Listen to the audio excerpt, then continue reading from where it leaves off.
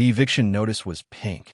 That was the detail that stuck with Emma Reyes as she stood in the parking lot of Riverside Mobile Home Park, holding her daughter's hand while the February wind cut through her Goodwill jacket like it was made of paper.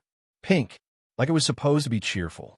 Like being given 72 hours to vacate the only home your 6-year-old daughter had ever known was some kind of party invitation.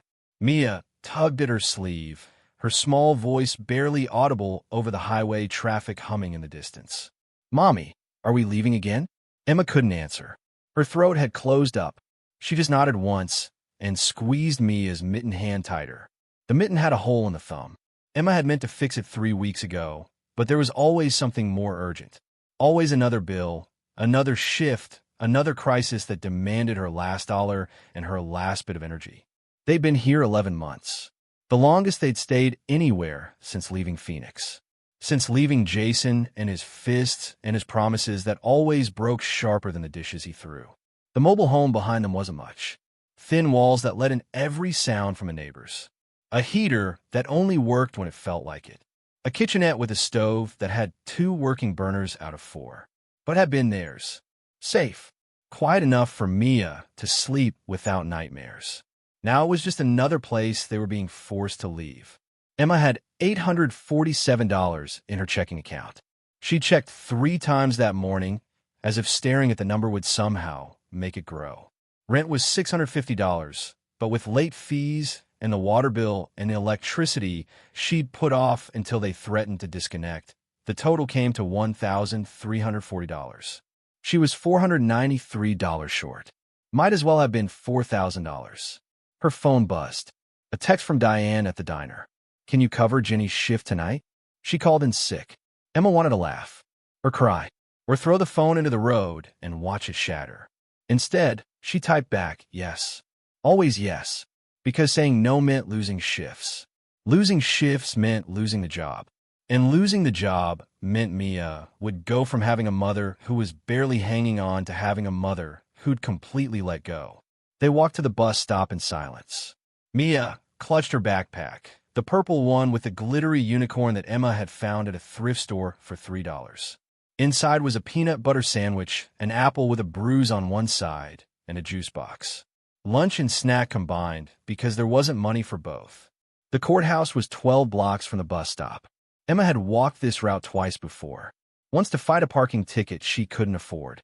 Once to file paperwork for a restraining order against Jason that had done exactly nothing when he'd shown up drunk outside her work 3 months later.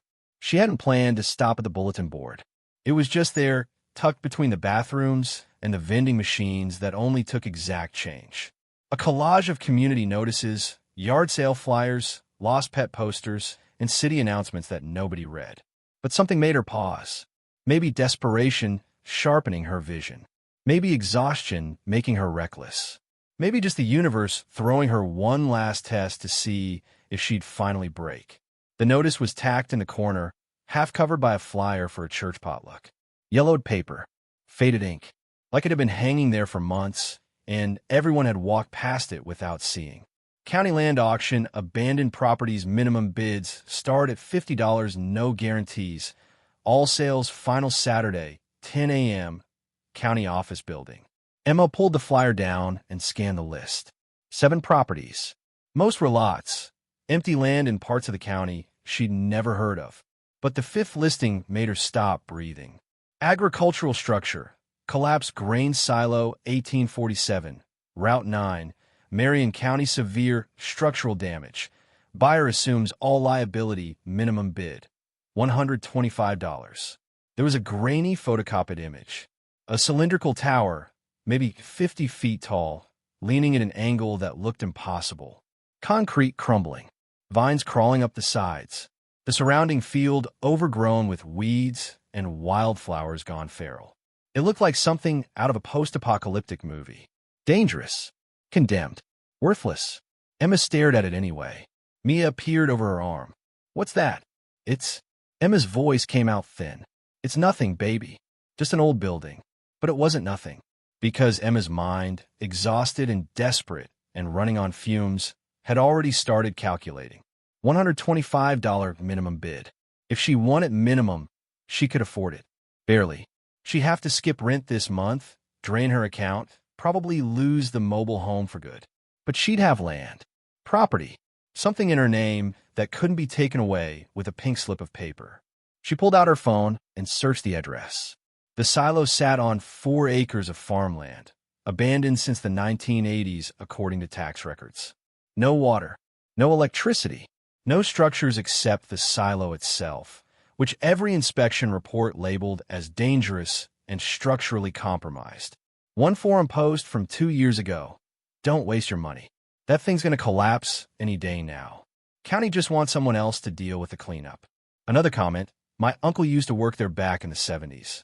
Said the owner went crazy, locked himself inside, and died. Nobody's touched it since. Place is cursed." Emma closed her eyes. This was insane. She had a 6-year-old daughter. She was living paycheck to paycheck.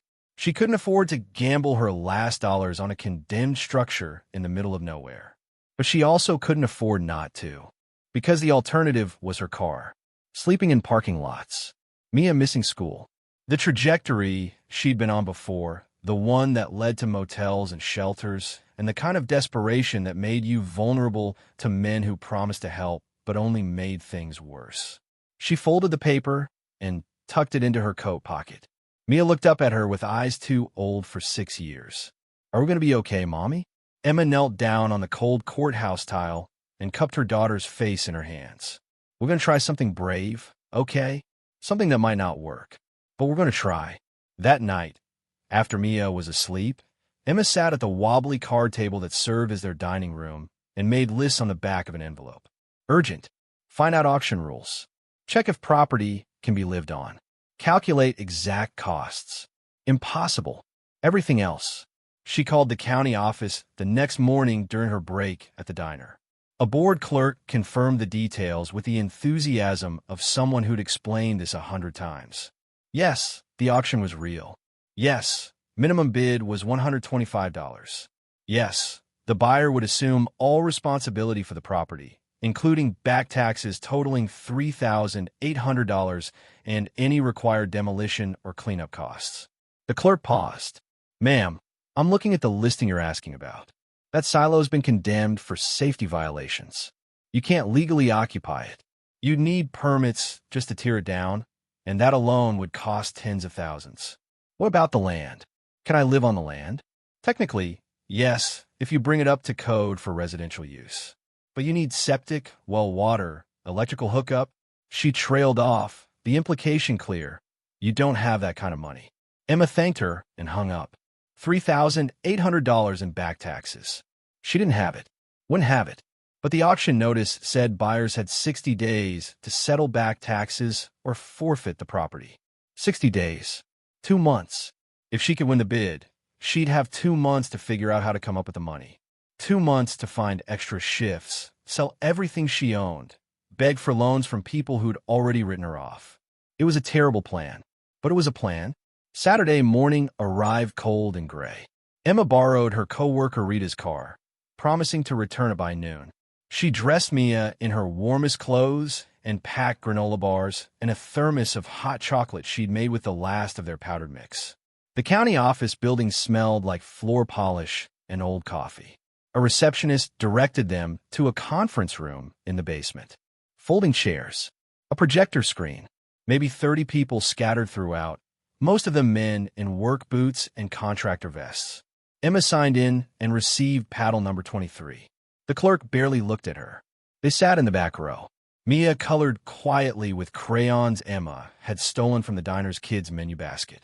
The auctioneer, a gray-haired man in a rumpled suit, started promptly at 10.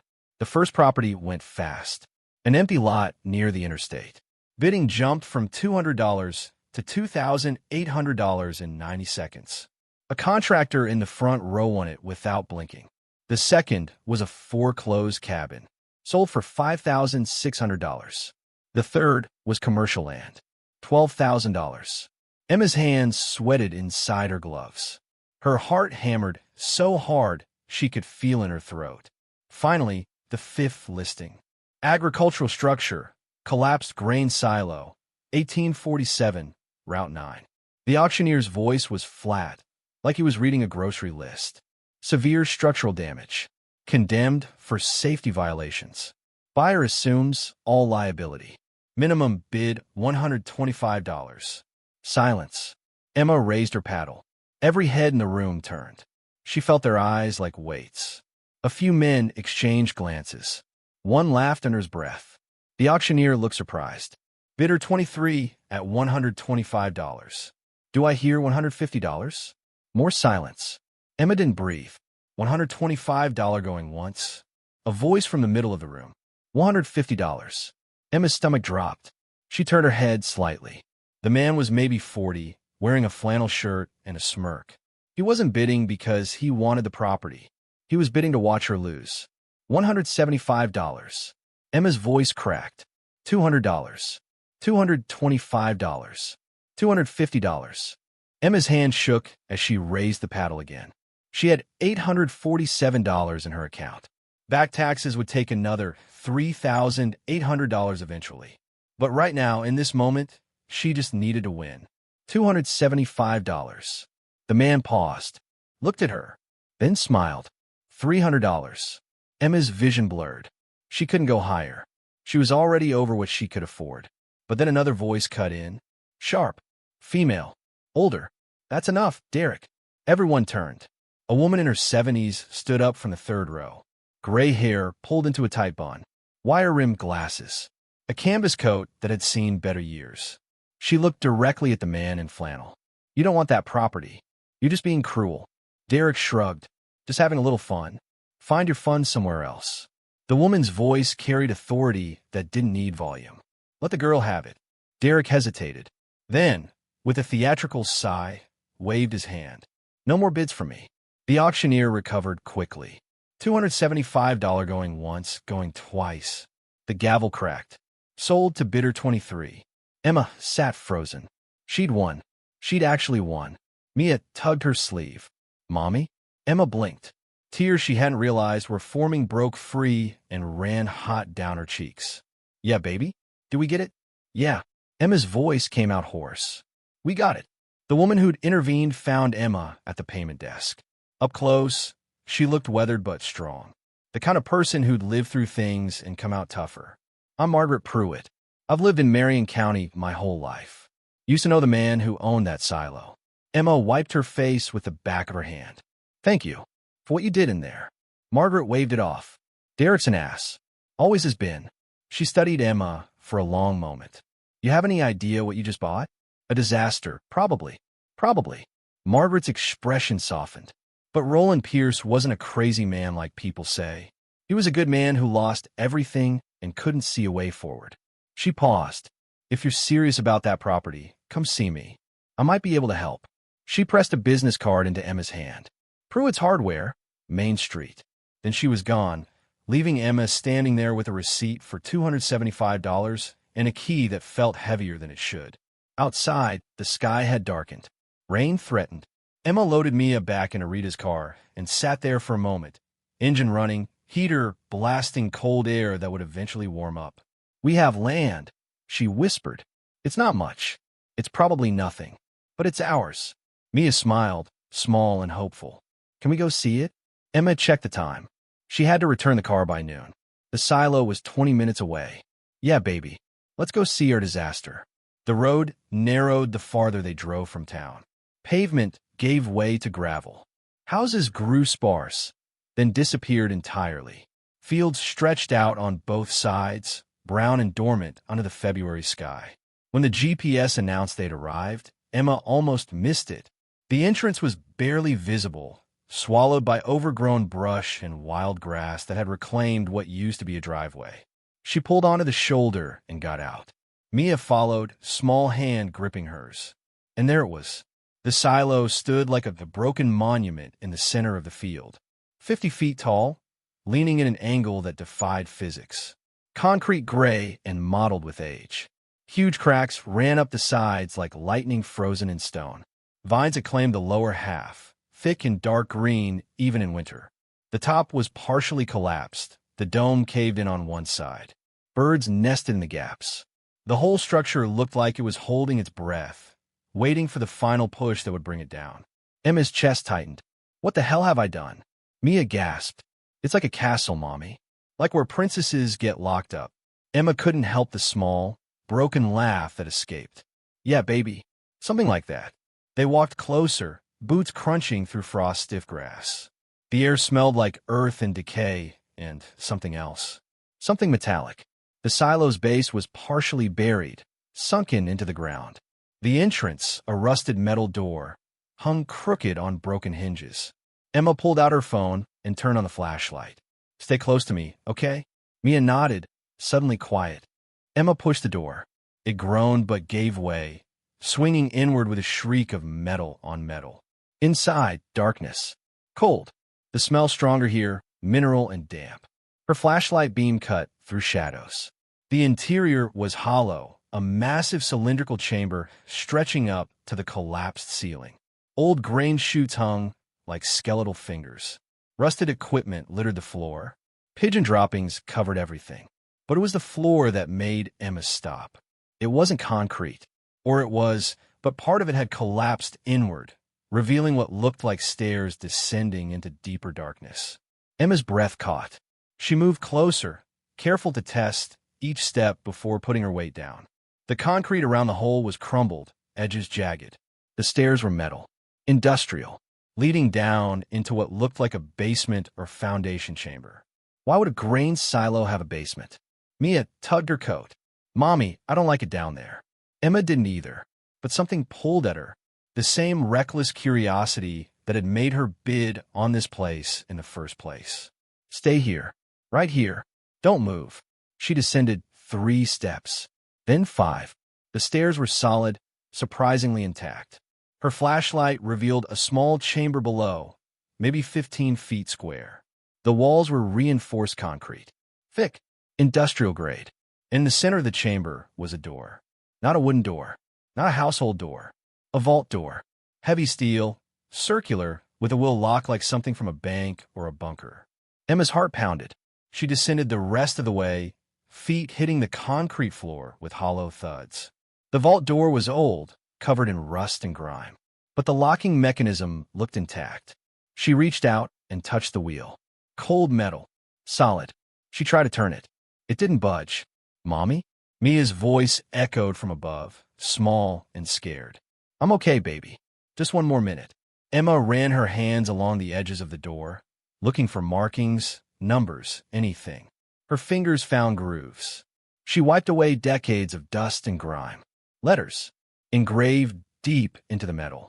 RP, 1984. They won't take this from U.S. She stood back, mind racing. Roland Pierce, the man who'd owned this property. Margaret had said he wasn't crazy, that he'd lost everything. What had he hidden down here? Emma's phone buzzed. Rita, hey, need the car back by 12:30 latest. Running late for work. Emma checked the time. Noon already. She'd been down here longer than she thought. Coming now, she typed back. She took one last look at the vault door, then climbed back up to where Mia waited, patient and trusting and small. That night, back in a mobile home, they'd have to leave in 60 hours. Emma couldn't sleep. She lay in the dark, listening to Mia's steady breathing from the other side of the thin wall, and thought about that door. A vault, hidden beneath a grain silo, sealed in 1984. The same year Roland Pierce had disappeared, according to the property records. Margaret's words echoed. He was a good man who lost everything. Emma pulled out her phone and searched. Roland Pierce, Marion County, 1984. The results were sparse. An obituary from 1985. Death by suicide, found in his silo by county inspectors conducting a safety check. No surviving family. Property abandoned. But one forum post from a local history site caught her attention. My grandfather worked with Roland Pierce in the diamond trade back in the 70s and early 80s. Said Roland made a fortune importing from South Africa, but got caught up in some scandal. Lost his business, his reputation, everything. Grandpa always said Roland swore the government and his partner stole from him, but nobody believed him. He died alone and broke. Shame, really. He was a decent guy before it all went bad. Diamonds. Emma sat up in bed, pulse racing. She read it again, then then spent the next 2 hours falling down a rabbit hole of articles about the diamond trade in the 1980s, about import scandals, about fortunes made and lost. Roland Pierce had been a diamond broker, worked with international dealers. Then something happened. Legal troubles, business partners turning on him, assets seized, and he disappeared into his silo with a vault door engraved with the words, "They won't take this from us." Emma lay back down, staring at the water-stained ceiling. If Roland had hidden something valuable down there, if even a fraction of what he'd lost was still in that vault. She shook her head. No, that was fantasy. Desperation making her see miracles where there were only ruins. But she couldn't stop thinking about it. The next morning, Emma went to Pruitt's Hardware. The store was tucked between a laundromat and a closed-down diner on Main Street. Margaret was behind the counter, ringing up a customer's purchase of electrical tape and wood screws. She looked up when Emma entered. "Ah, the silo girl. Didn't think I'd see you again." Emma waited until the customer left. Then she pulled out her phone and showed Margaret the forum post about Roland and the diamonds. Margaret read it slowly, then set the phone down and sighed. "You want to know if the rumors are true?" Emma nodded. "Did you know him? Really know him?" Margaret walked to the front door, flipped the sign to closed, and locked it. Then she gestured for Emma to follow her to the back office. The office was cramped, filled with filing cabinets and boxes of inventory. Margaret poured 2 cups of coffee from a pot that looked like it had been sitting since dawn. "I was 32 when Roland moved here. That was 1972. He bought the old Peterson farm for acres with that silo. Kept to himself mostly, but he was polite. Paid his bills on time. Helped out during harvest season, even though he wasn't farming." She took a sip of bitter coffee. "He traveled a lot. Said he was an import-export. Didn't specify what. But people talked. Saw him with expensive luggage. Saw him driving a new car every few years. Saw him at the bank making deposits that turned heads." "What happened?" Margaret's expression darkened. 1983, maybe early 84. Something changed. He stopped traveling. Stopped coming into town except for supplies. Looked thinner. Scared. Started building that vault. "You saw him build it?" Margaret nodded. "He bought all the materials from this store. Concrete mix, rebar, steel plating. Special ordered that vault door from a company in Pennsylvania. Cost him $15,000 just for the door." She paused. I asked him what he was protecting. He said, "My life's work. Everything they're trying to steal."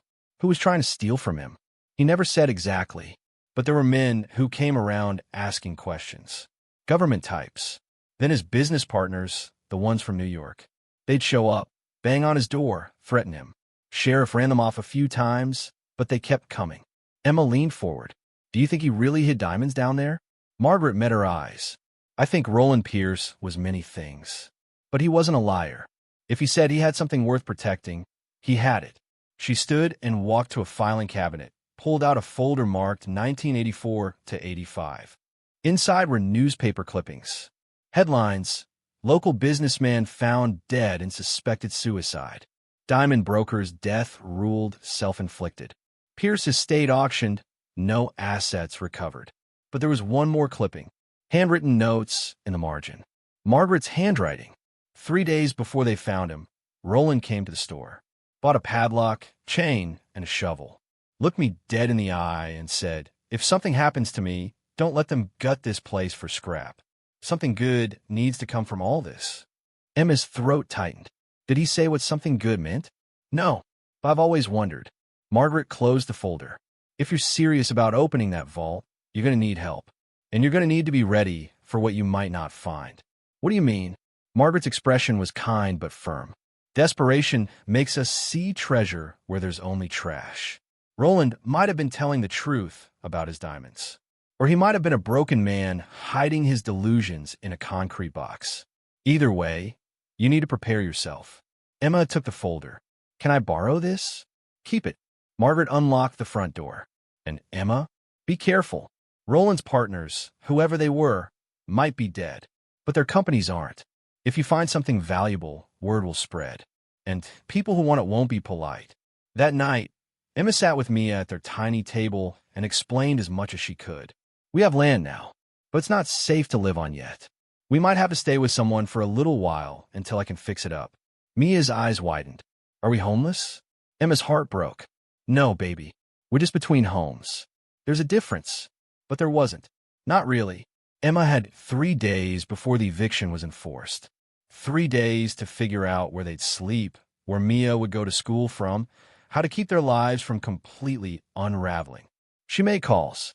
Her mother in Phoenix didn't answer. Her sister in Denver said she didn't have space. Jason's family had cut her off years ago. Finally, Rita offered them her couch. 2 weeks max. Any longer, and her landlord would notice. It was something, barely, but something. On the last night in the mobile home, Emma packed everything they owned into garbage bags and cardboard boxes. Clothes, books, Mia's toys, the stuffed rabbit she'd had since birth. Mia sat on the floor, watching. When we go into our silo, Emma paused, a sweater halfway into a bag. Soon, baby. I promise. It was a lie. She had no idea when or how, but she needed Mia to believe. Because if Mia stopped believing, Emma wasn't sure she could keep going. They left the keys on the counter and drove away in Emma's car, trunk packed so full the back window was blocked. Rita's apartment was across town. 1 bedroom. Cigarette smell baked into the walls. A couch that sagged in the middle and springs that poked through the cushions. But it was shelter. And right now, that was enough. Over the next week, Emma worked double shifts at the diner. Breakfast, lunch, dinner when they needed her. Her feet ached. Her back screamed. But she smiled at customers and refilled coffee and calculated tips down to the penny. Mia stayed with a neighbor during the day, a retired teacher named Mrs. Chun who charged $20 a day. More money Emma didn't have. More debt stacking up. But at night, after Mia was asleep on Rita's couch, Emma researched. She found articles about diamond smuggling in the 1980s, about brokers who'd gotten rich importing stones from conflict zones, about government crackdowns and asset seizures, about men who'd hidden fortunes rather than surrender them. She found a forum post from someone claiming their uncle had worked with Roland Pierce and confirmed he'd been legitimate, that he'd lost everything not because he was criminal, but because he'd refused to participate in a scheme that would have protected him. She found another post. My dad was a locksmith. He said Roland Pierce once asked him to recommend a vault that could survive anything. Dad told him military grade or nothing. Pierce ordered the most expensive one he could find. Said he'd rather die than let them win. Emma printed everything, built a folder, made notes, and then she contacted a locksmith in the next county over. His name was Carl, 60 years old, retired military. He listened to her story without interrupting. When she finished, he was quiet for a long moment. Then, you know that even if I can open it, there might be nothing inside. I know, and you're willing to pay me $300 for that risk. Emma had sold her laptop, her jewelry, and a guitar she'd had since high school. She had exactly $312. Yes. Carl sighed. All right. Saturday, 10 a.m., bring coffee. Saturday came cold and windy. Emma borrowed Rita's car again, picked up Carl from his house on the edge of town, drove out to the silo with her heart in her throat. Mia stayed with Mrs. Chun. Emma didn't want her there if this turned into nothing. Carl studied the silo from outside. Jesus, this thing's a death trap. I know. Can you still help? He pulled a heavy toolbox from his truck. Let's find out.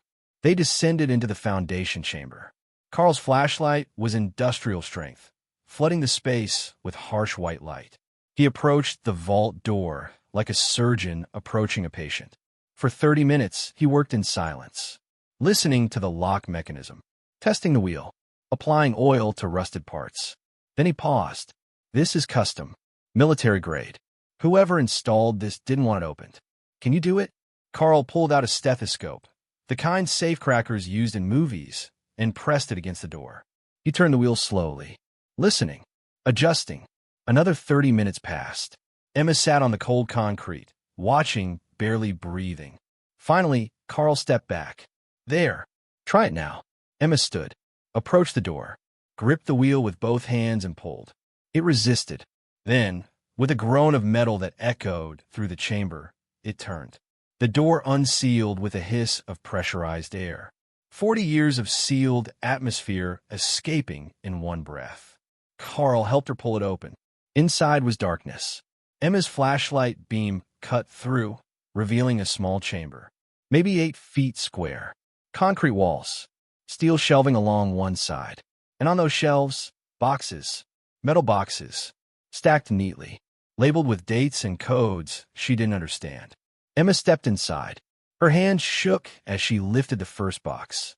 It was heavy. She set it down and opened the lid. Inside, wrapped in cloth, were stones. Clear, cut, reflecting light in sharp rainbows. Diamonds. Hundreds of them. She opened another box. More diamonds. And another. And another. Her knees gave out. She sat on the cold floor, surrounded by more wealth than she'd seen in her entire life, and couldn't make sound. Carl stood in the doorway, face pale. Holy hell. Emma looked up at him, tears streaming. Is this real? He picked up one stone, held it to the light, turned it slowly, then nodded. Yeah, it's real. Emma's laugh came out broken, half sob, half disbelief. She pressed her hands to her face and let herself cry. 41 years of struggling, of running, of being told she wasn't enough, couldn't make it, would never amount to anything. And here, in a vault beneath a condemned silo nobody wanted, was proof that sometimes the things everyone else throws away are exactly what you need to survive. She wiped her face and looked at Carl. What'd I do now?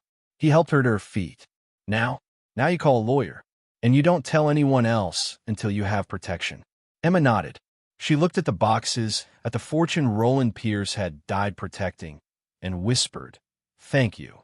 Not to Carl, to Roland, to the ghost of a man who'd refused to let them win, who'd buried his life's work in concrete and darkness and hoped that someday someone would find it, someone who needed it, someone like her. Emma sat in her car outside Carl's house for 20 minutes before her hands stopped shaking enough to drive. The locksmith had helped her seal the vault again, had made her promise 3 times that she wouldn't go back alone, had given her the number of a lawyer in Portland who specialized in estate recovery. Now, parked under a streetlight with the engine running, Emma stared at her phone. The lawyer's number glowed on the screen. One call. That's all it would take to set everything in motion. But once she made that call, once she spoke the words out loud to someone official, there would be no taking it back. The secret would start spreading. And secrets like this, secrets worth millions, had a way of attracting the wrong kind of attention. Her phone buzzed. "Rita, where are you? Mia's asking for you."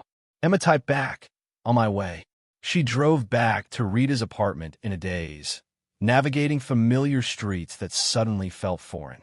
Everything looked the same potholes, the same graffitied overpass, the same corner store with the flickering neon sign. But Emma had changed. In the span of 3 hours, her entire life had shifted on its axis. She was no longer just a broke single mother living on someone else's couch. She was someone with something to protect, something worth protecting. When she walked into the apartment, Mia was coloring at the coffee table. She looked up with a smile that punched straight through Emma's chest. "Hi, Mommy. Did you go to our silo?"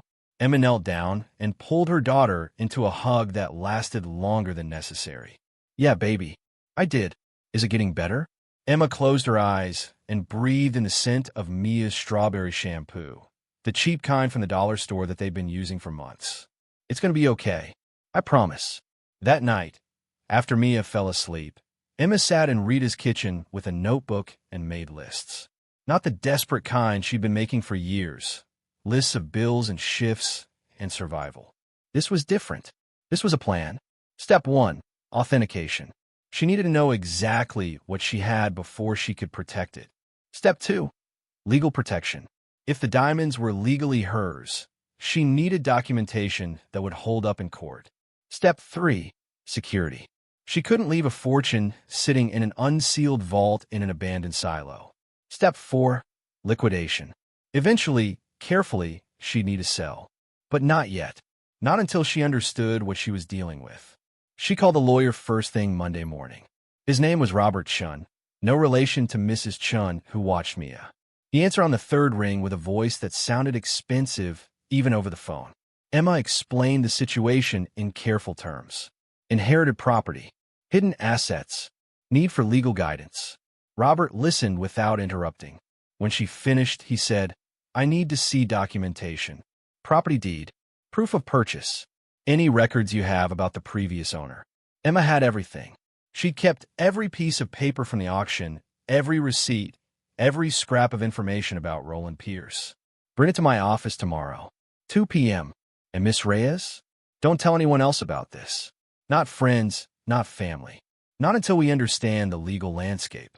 The next morning, Emma took the bus to Portland with a folder full of documents and a knot of anxiety in her stomach. Robert Chin's office was on the 16th floor of a glass tower downtown. The waiting room had leather chairs and abstract art that probably cost more than Emma's car. Robert himself was younger than she'd expected. Maybe 45. Sharp suit. Sharper eyes. He spread her documents across his desk and studied them with the focus of a surgeon examining x-rays. You bought the property legally at public auction. Title transferred clean. Back taxes are your responsibility, but the property and everything on it belongs to you. He looked up, including anything found within the structures or beneath the ground. Emma's shoulders loosened slightly. So it's mine? Legally. Legally, yes. Practically, Robert leaned back in his chair. That depends on several factors. First, we need to verify the diamonds are real and determine their value. Second, we need to establish provenance, where they came from, whether they were obtained legally by the previous owner. If they were stolen or acquired through illegal means, you could face seizure. Emma's stomach dropped. Roland Pierce was a legitimate diamond broker. I found articles. I'll need to see everything you have on him. Every article, every record. We'll build a timeline. Robert pulled out a legal pad and started making notes. Third factor, once word gets out, and it will get out, you'll face pressure from multiple directions. People claiming they're owed money by Pierce's estate. Business partners who'll say the diamonds belong to them. The government if there are unpaid taxes or customs violations. How do I protect myself? We establish clear ownership through legal channels. We authenticate the diamonds through certified gemologists. We research Pierce's business dealings to prove the stones were legally acquired. And we do all of this quietly before anyone knows what you have. Robert gave her two names. The first was a gemologist in Boston named Dr. Sarah Kovac, one of the most respected diamond authenticators on the East Coast. The second was a private investigator named Marcus Webb, who specialized in asset recovery cases. Kovac will tell you what you have. Webb will tell you where it came from. Both will cost money, but it's money you need to spend. Emma looked at the numbers he'd written down. $5,000 for the gemologist, $3,000 for the investigator, $8,000 total. She had $312. Robert must have seen the expression on her face because his tone softened. I confront the costs. You pay me back when you liquidate assets. But Miss Reyes, I need you to understand something. He leaned forward. If this is what I think it is, if you really have found a significant cache of diamonds, your life is about to get very complicated. People will come out of nowhere claiming connections to Pierce. Old business partners, creditors, scammers. You need to be prepared for that. Emma met his eyes. I've been preparing my whole life. I just didn't know what for. Dr. Sarah Kovac arrived at the silo on a Thursday afternoon in a rental car that looked out of place on the rural gravel road. She was in her 50s, with gray hair pulled back in a practical bun and eyes that had examined thousands of stones and could spot a fake from across a room. Emma had spent the previous 2 days cleaning the vault chamber as best she could, sweeping decades of dust, setting up battery-powered lights, creating a makeshift examination space on a folding table she'd bought at Goodwill. Carl had come back to help with security, installing a new lock on the vault door and motion sensors around the silo's perimeter. Anyone gets close, you'll know, he'd promised. Dr. Kovac descended into the vault with the careful steps of someone who'd worked in worse conditions. She set her equipment case on the table, loops, scales, spectrometers, tools Emma didn't recognize, and got to work. The first stone she examined took 15 minutes. She studied it under magnification, tested its refractive index, weighed it to the 100th of a carat, made notes in a leather journal with handwriting so precise it looked printed. Finally, she set it down and looked at Emma. It's real, natural diamond, approximately 2.3 carats. Quality is exceptional. VS1 Clarity D-Color. This is investment-grade material. Emma's legs felt weak. And the others? Let's find out. For the next 6 hours, Dr. Kovac examined stones. She worked methodically, precisely, speaking only to request better light or ask Emma to hand her a different tool. She documented everything with photographs and detailed notes. By the time the sun started setting, she'd examined 43 diamonds from the first box alone. I need to come back tomorrow, and probably the day after. There are. She gestured at the shelves. How many boxes are there? Emma had counted. 27. Dr. Kovac's expression remained professional, but something flickered behind her eyes. Excitement. Maybe disbelief. This is going to take a week. Maybe more. But Miss Reyes, based on what I've seen so far, you're looking at a collection worth significant value. I'm talking 8 figures.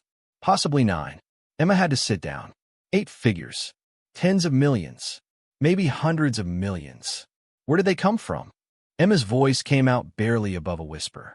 That's not my area. But these stones? They're old cuts. Late 70s, early 80s based on the style. And they're conflict-free as far as I can tell. No laser inscriptions, which makes sense for that era. Whoever accumulated these knew what they were doing. Dr. Kovac returned every day for a week. Emma arranged to have Mrs. Chen watch Mia extended hours, paying her with money she didn't have, adding to a debt that would soon, hopefully, become meaningless. On the 7th day, Dr. Kovac completed her final examination and compiled her report. She spread the summary across the folding table, her expression grave. 27 boxes, 4,863 individual stones. Total weight, 18,347 carats. Estimated market value. She paused. Conservative estimate, $289 million. The number hung in the cold air of the vault like something physical, something too heavy to hold. Emma couldn't speak, couldn't breathe, couldn't process the idea that beneath this condemned silo, beneath land she'd bought for $700, beneath a structure everyone had called worthless, sat a fortune that would change everything. However, Dr. Kovac continued, and Emma's heart sank at that word. There are complications. First, liquidating this volume of diamonds will take time. You can't flood the market without tanking prices. Second, the provenance question remains. Where did Pierce get these? How did he acquire them? Were all transactions legal? That's what the investigator is for. Good. Because Miss Reyes, when word of this gets out, and it will, you're going to face challenges from every direction. I've seen it before with discoveries like this. People come out of the woodwork. The key is establishing ironclad documentation before that happens. Dr. Kovac packed her equipment and handed Emma a sealed envelope. My full report. Keep it somewhere safe. And Miss Reyes? Congratulations. And I'm sorry. Sorry, because your life just became exponentially more difficult. Marcus Webb, the private investigator, was everything Dr. Kovac wasn't. Where she was precise and formal, he was casual and direct.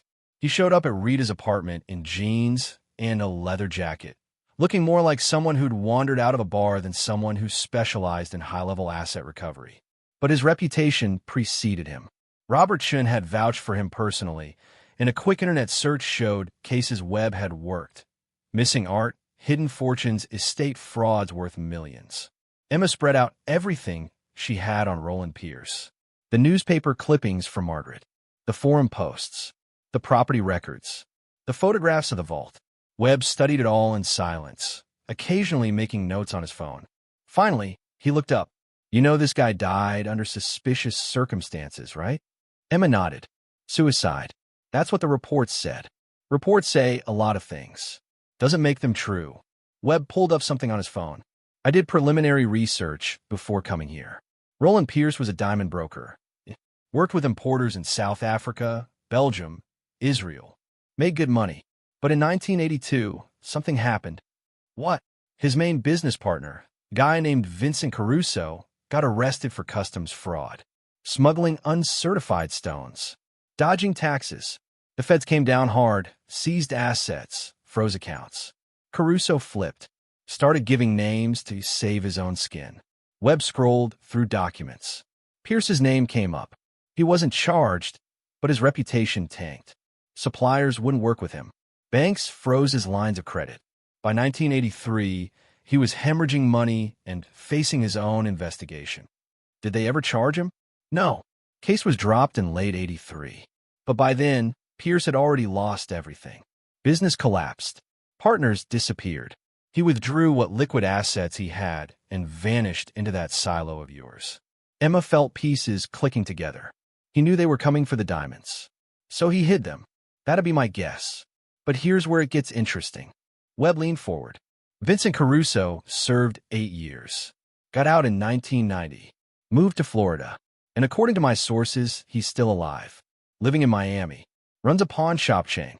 Emma's blood went cold. You think he knows about the diamonds? I think Caruso and Pierce were partners for 15 years. I think they made a fortune together. And I think when the feds came sniffing, Pierce cut Caruso loose and disappeared with assets that legally belonged to their partnership.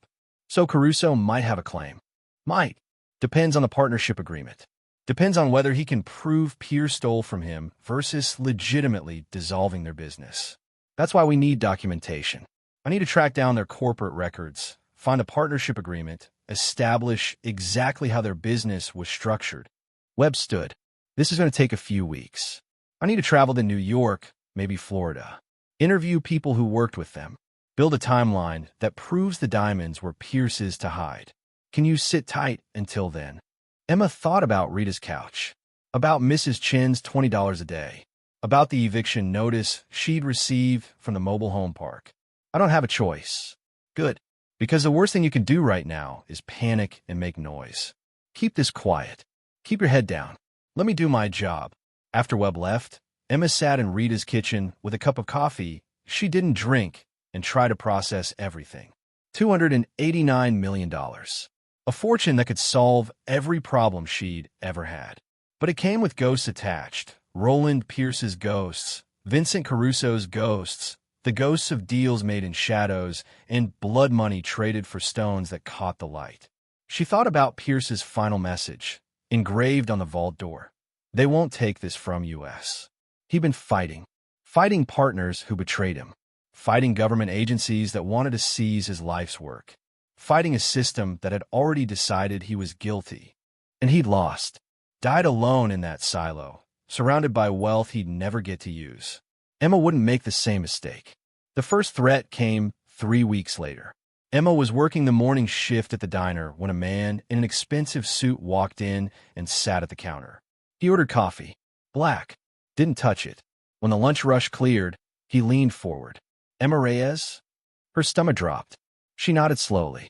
My name is David Holder. I represent the Caruso Group. We believe you've recently come into possession of assets that rightfully belong to our client. Emma's hands tightened on the coffee pot she was holding. I don't know what you're talking about. Holder smiled. It didn't reach his eyes. Let's not play games. You purchased a property at auction. You found something. And now you're making inquiries that are attracting attention in circles you don't want attention from. I haven't done anything illegal. No one's saying you have. But the assets you found? They weren't Roland Pierce's to hide. They were partnership property. Legally, 50% belongs to Vincent Caruso. We're prepared to be reasonable. You give us what's ours. We'll make sure you're compensated fairly for your discovery. Emma set the coffee pot down before she could throw it. The property is mine. Bought legally. Everything on it belongs to me. If Mr. Caruso has a claim, he can take it up with my lawyer. Holder's expression hardened. Miss Reyes, you're a single mother. You're living on a friend's couch. You work at a diner. You can't afford the legal battle we can wage. Be smart. Take the settlement. Walk away while you still can. Get out. Excuse me. I said get out, or I'll call the police and tell them you're harassing me. Holder stood slowly. He pulled a business card from his pocket and set it on the counter. You have 1 week to reconsider. After that, things get complicated. He walked out. Emma watched through the window as he climbed into a black Mercedes and drove away. Her hand shook so badly she had to go to the bathroom and splash cold water on her face. When she came back out, her manager was waiting. Who was that? Nobody. Just a customer. But it wasn't nobody. It was a warning. The first of many. That night, Emma called Robertson. She told him about Holder, about the Caruso group, about the threat. Robert was quiet for a moment. Then they're fishing, testing to see if you'll fold. The fact that they're offering a settlement means they don't think they can win outright in court. What do I do? Nothing. Don't respond. Don't engage. Let me handle it. But Emma, this is exactly what I warned you about. It's starting. The second threat was more direct.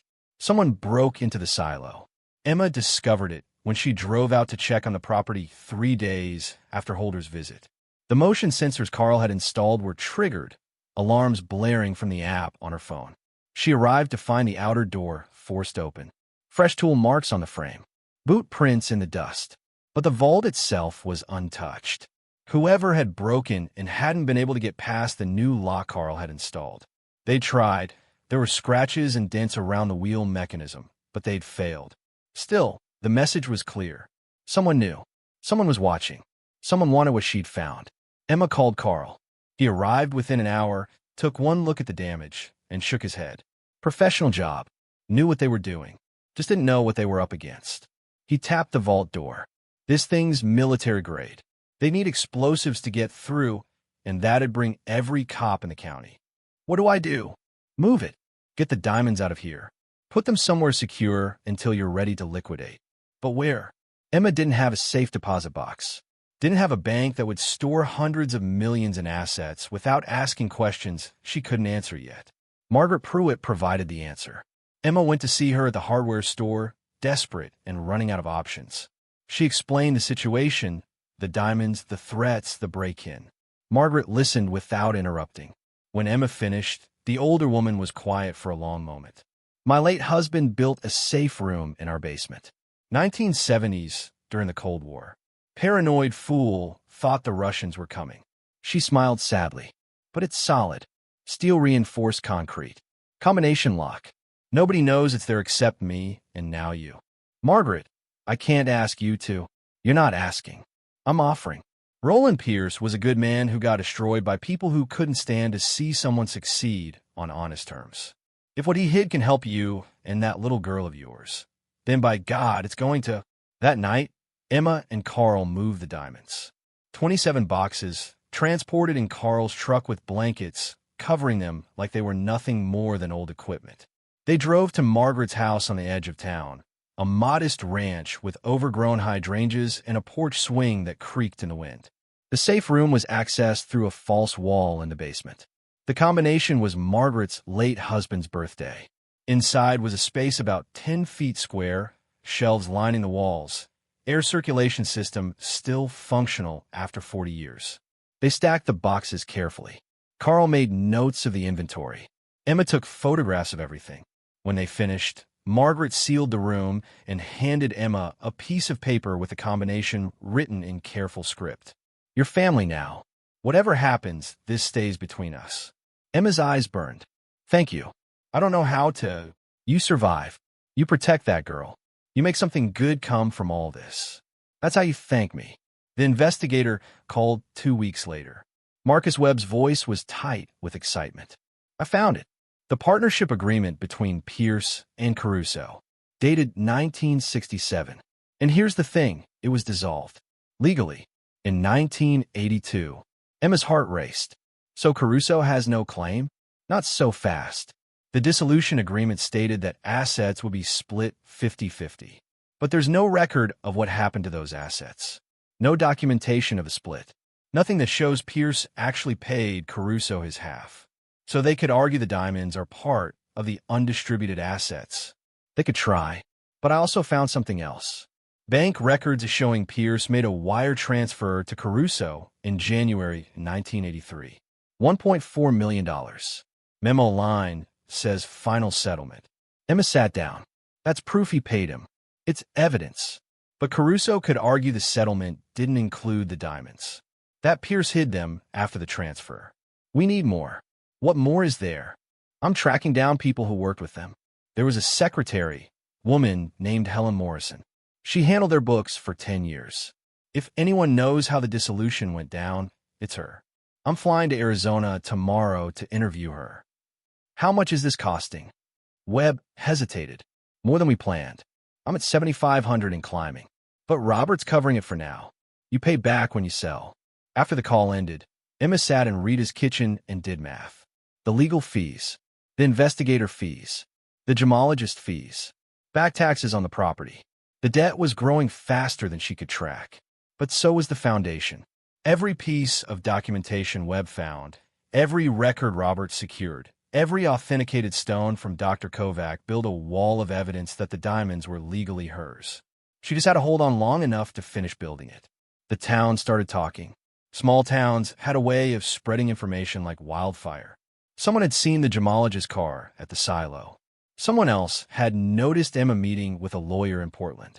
People connected dots, filled in blanks with speculation, and created stories that were close enough to truth to be dangerous. At the diner, customers started asking questions. Heard you bought that old Pierce property.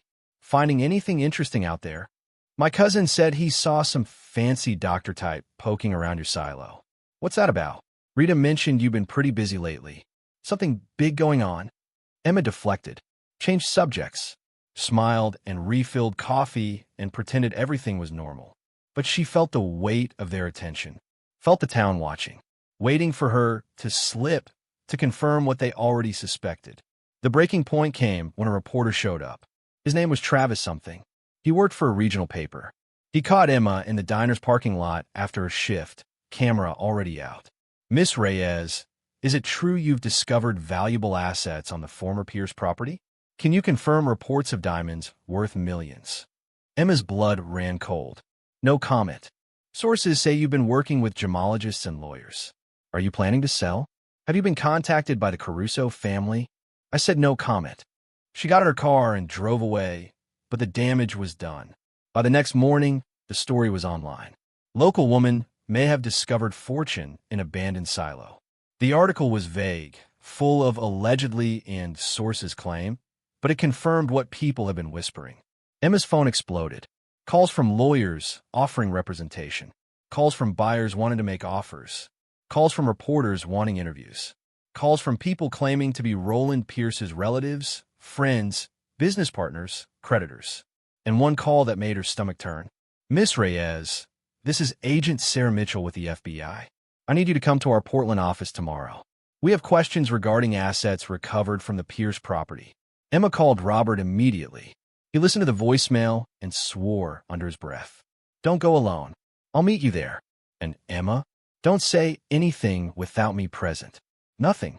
The FBI office was in a federal building downtown. Gray walls. Fluorescent lights. The kind of place designed to make you feel small and guilty even if you'd done nothing wrong. Agent Mitchell was in her 40s. Short dark hair. Eyes that missed nothing. She sat across from Emma and Robert in an interview room that smelled like old coffee and stress. Miss Reyes, we're investigating a potential connection between assets found on your property and a 1982 customs fraud case involving Vincent Caruso and Roland Pierce. We need to verify the provenance of any materials recovered. Robert spoke before Emma could. My client purchased the property legally at public auction. Anything found on the property belongs to her under salvage and finder's laws. That depends on whether the assets were legally acquired by the previous owner. If they were obtained through a legal means, they're subject to seizure regardless of who currently possesses them. Do you have evidence they were illegal? Mitchell's expression was unreadable. We're conducting an investigation. As part of that, we're requesting voluntary cooperation from Miss Reyes. Full inventory of recovered assets. Documentation of authentication. Records of any attempted sales or transfers. Robert pulled out a folder. We're happy to cooperate. Here's a preliminary report from a certified gemologist. Here's documentation showing the property purchase. Here's the partnership dissolution agreement between Pierce and Caruso, along with bank records showing Pierce paid Caruso in full. Mitchell reviewed the documents slowly. When she finished, she looked at Emma. How did you know where to look? How did you know there was a vault? Emma told the truth. I didn't. I bought the property because it was all I could afford. I found a vault by accident. I opened it with help from a locksmith. I had everything authenticated because I wanted to do things legally. And you had no prior knowledge of Roland Pierce or his business dealings? None. I'd never heard his name before I bought the property. Mitchell made notes, asked more questions, requested copies of everything Robert had brought. Finally, after an hour, she stood. We'll be in touch. Don't leave the state without notifying this office. And Miss Reyes? If you're planning to sell any of the diamonds, we need documentation of every transaction. Outside, Emma leaned against the building and tried to breathe. They're going to take it, aren't they? Not if we can prove it's yours. And we can. Robert's voice was firm. But this just got a lot more complicated.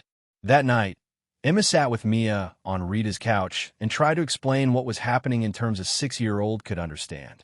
We found something valuable, baby. Something that belonged to a man who died a long time ago. But other people think they should have it instead of us. Mia frowned. But you found it. That means it's yours. That's what we're trying to prove. Are we going to be okay? Emma pulled her daughter close. Yeah, baby. We're going to fight. And we're going to win. But as she said it, sitting in someone else's apartment with borrowed furniture and a future balanced on a knife's edge, Emma wasn't sure she believed it. All she knew was that she'd come too far to give up now. Roland Pierce had died protecting what was his. Emma would be damned if she'd let them take it from her too. The call from Marcus Webb came at 2 in the morning on a Tuesday. Emma had been asleep for less than an hour, wedged into the corner of Rita's couch with a blanket that smelled like cigarettes and lavender detergent. Her phone buzzed. She grabbed it before the second ring, heart already pounding because nothing good happened at 2 a.m. I found her. Webb's voice crackled with exhaustion and triumph. Helen Morrison, Pierce's secretary. And Emma. She kept everything. Emma sat up, careful not to wake Mia, sleeping beside her. What do you mean everything? Ledgers. Correspondence. Meeting notes. The woman documented 15 years of Pierce and Caruso's business like she knew someday it would matter. And it does. Because I have proof, ironclad, documented proof, that every diamond in that vault was purchased legally, imported legally, and belonged solely to Roland Pierce after the partnership dissolved. Emma's hand shook. You're sure? I'm holding a ledger entry from December 1982. Pierce bought out Caruso's share of their inventory. Paid him $1.4 million plus transfer of their New York office lease. Caruso signed off.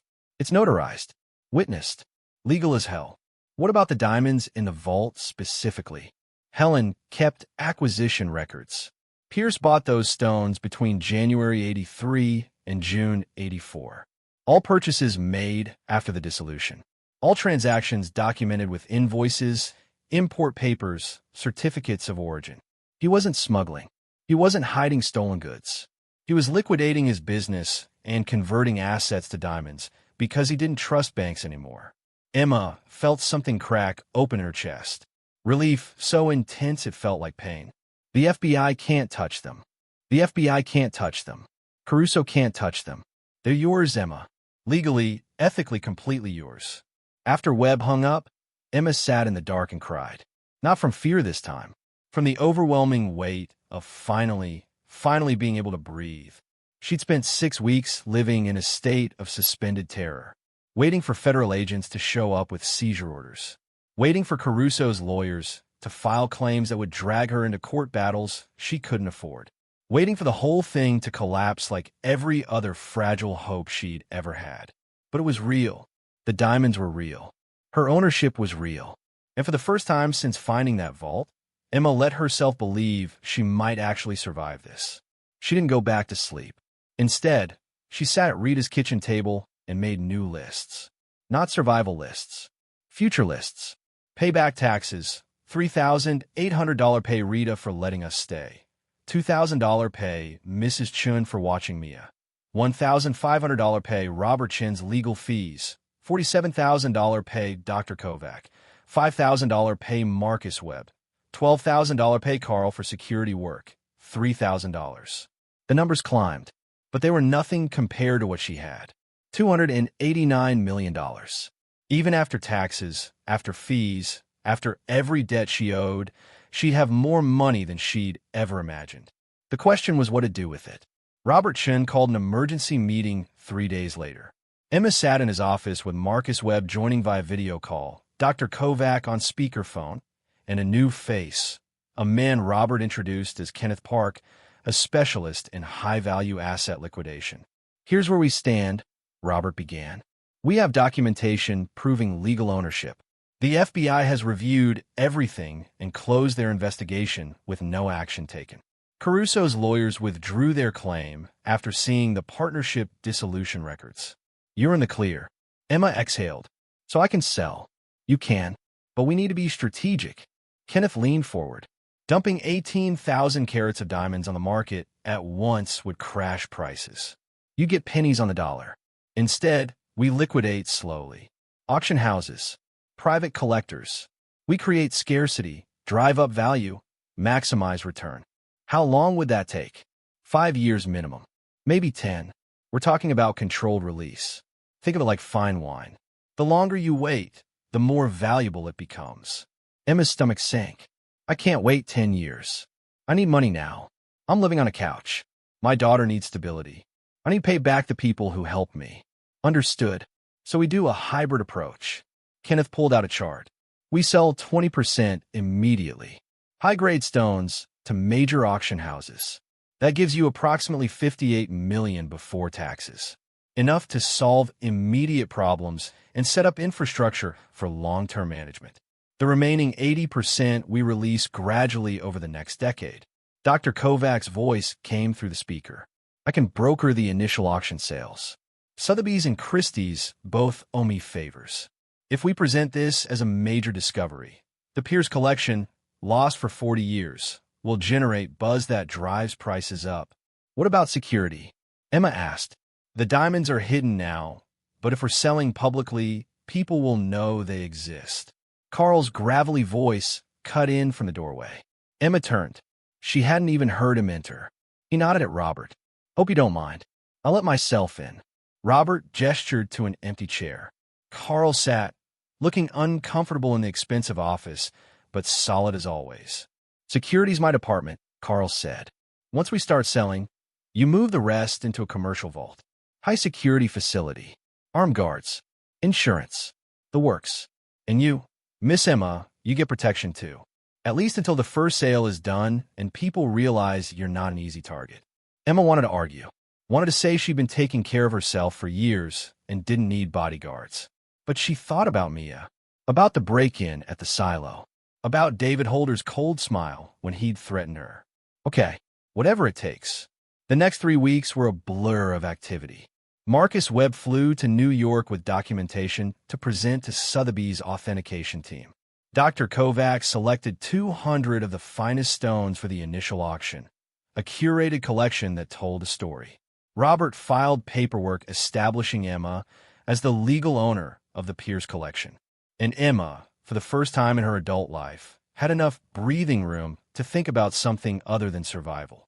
She paid Rita's rent for 6 months and gave her $5,000 for letting them stay. Rita cried and tried to refuse. Emma insisted. She paid Mrs. Chun everything she owed, plus a bonus that made the old woman gasp. "You're a good mother," Mrs. Chun said, squeezing Emma's hand. "Don't let anyone tell you different." She went to Margaret's hardware store and tried to give her $20,000. Margaret refused. "I didn't help you for money," the old woman said firmly. "I helped you because Roland deserved better than to have his life's work stolen by vultures. You keep that money. Use it for your daughter." Emma compromised. She paid off Margaret's mortgage instead, found out from the bank exactly what she owed, paid it in full, and had the deed delivered to the hardware store with a note for opening doors. Margaret called her that night, voice thick with emotion. "You didn't have to do that." "Yes, I did. You saved us. Let me save you back." The hardest payment was the one she made to herself. Emma took Mia to a department store, a real one, not a thrift shop, and let her daughter pick out new clothes. Jeans that fit, shirts without stains, a winter coat that wasn't 3 sizes too big, shoes that didn't hurt. Mia stood in the dressing room, staring at herself in the mirror in a purple dress with sparkles on the collar. "Is this really ours, Mommy? Can we really keep it?" Emma knelt beside her and fixed the collar. "Yeah, baby, it's really ours." That night, Emma rented a small house on the edge of town. Nothing fancy. 2 bedrooms, a yard, heat that worked, windows without cracks. The landlord ran her credit, saw her bank balance, and didn't ask questions. They moved in with one carload of belongings. Everything they owned fit in the trunk and back seat. But it was theirs, their space, their home. Mia ran through the rooms, footsteps echoing on hardwood floors, laughing with pure joy. I have my own room, Mommy. My own room. Emma stood in the empty living room and let herself cry. 6 months ago, she'd been facing eviction from a mobile home. 3 months ago, she'd been sleeping in her car, praying for miracles. Now she had a home, and it was just the beginning. The Sotheby's auction was scheduled for April 15th, 3 months after Emma had first opened that vault. 3 months that felt like 3 lifetimes. The auction house flew Emma to New York first class, put her up in a hotel where the sheets cost more than her weekly grocery budget used to, treated her like she was someone important instead of someone who'd gotten lucky. Dr. Kovac met her in the hotel lobby the morning of the auction, carrying a leather portfolio. Ready. Emma smoothed her new dress. She'd bought it for this. Simple, black, professional, the kind of thing that said she belonged in rooms like these, even though she absolutely didn't. As ready as I'll ever be. The auction house was all marble and chandeliers, and people who moved like money was oxygen. Emma felt profoundly out of place. But Dr. Kovac guided her through the crowd with the confidence of someone who'd done this 100 times. These are the major buyers, she whispered, gesturing discreetly. That's Mr. Chun from Hong Kong. Mrs. Volkov from Moscow. The man in the gray suit is representing a consortium of investment firms. They're all here for the Pierce collection. The auction started at 2. Emma sat in the front row, hands clasped so tight her knuckles went white. Robert sat beside her. Carl stood against the back wall, looking deeply uncomfortable but refusing to leave. The auctioneer was a distinguished man in his 60s with a British accent that made everything sound important. Ladies and gentlemen, we present Lot 47, the Pierce collection, lost for 40 years, recently recovered, authenticated by Dr. Sarah Kovac of the Gemological Institute. We begin with a selection of 20 exceptional stones. Total weight 347 carats. Estimated value $8 to $10 million. The bidding started at $5 million. Within 90 seconds, it hit $12 million. Emma stopped breathing. The paddles went up. 15 million. 18. 20. 23. Mr. Chun from Hong Kong bid 25 million without blinking. Mrs. Volkov countered at 28. The investment consortium representative raised to 30. The auctioneer's voice remained calm, but Emma could hear the excitement underneath. 30 million. Do I hear 32? 35 million. A new voice from the back. Emma turned. A woman she didn't recognize. Mid-40s. Expensive suit. Cold eyes. 38. Mr. Chun. 40 million. The woman again. The room went quiet. That was serious money. Even in a room full of wealthy people, 40 million made them pause. The auctioneer waited. 40 million. Going once, going twice. 42 million. Mrs. Volkov's voice was steady. The woman in the back hesitated, then shook her head. 42 million going once, going twice. The gavel fell. Sold to bidder 23. Emma couldn't breathe. 42 million. For less than 2% of the total collection. The next lot, 50 stones, 612 carats, sold for 58 million. The third lot went for 37 million. The fourth for 41 million. By the time the auction ended, Emma had sold 200 diamonds for a total of $212 million. The commission would take a chunk. Taxes would take more. But even after everything, she'd walk away with approximately $124 million. From the first sale alone. Dr. Kovac found her in the hall afterward, Emma having stumbled out because the room felt too small and her heart was beating too fast. You did it. The gemologist's voice was warm. You protected it. You fought for it. And you won. Emma leaned against the wall. I don't feel like I won. I feel like I'm going to throw up. That's normal. You just became one of the wealthiest women in America. It's a lot to process. What do I do now? Dr. Kovac smiled. Whatever you want. That's the point. The flight back to Maine felt surreal. Emma sat in first class, again, because apparently that was her life now, and stared out at clouds that looked like cotton candy and tried to understand what had just happened. $124 million. After everything was settled, after every debt was paid, after taxes and fees and the careful financial planning Robert had insisted on, she'd have enough money to live comfortably for the rest of her life. More than comfortably. She'd have enough to never worry again. To give Mia everything. To build something meaningful. The question was what? The answer started taking shape when she got back to Marion County and found a letter waiting at her new house.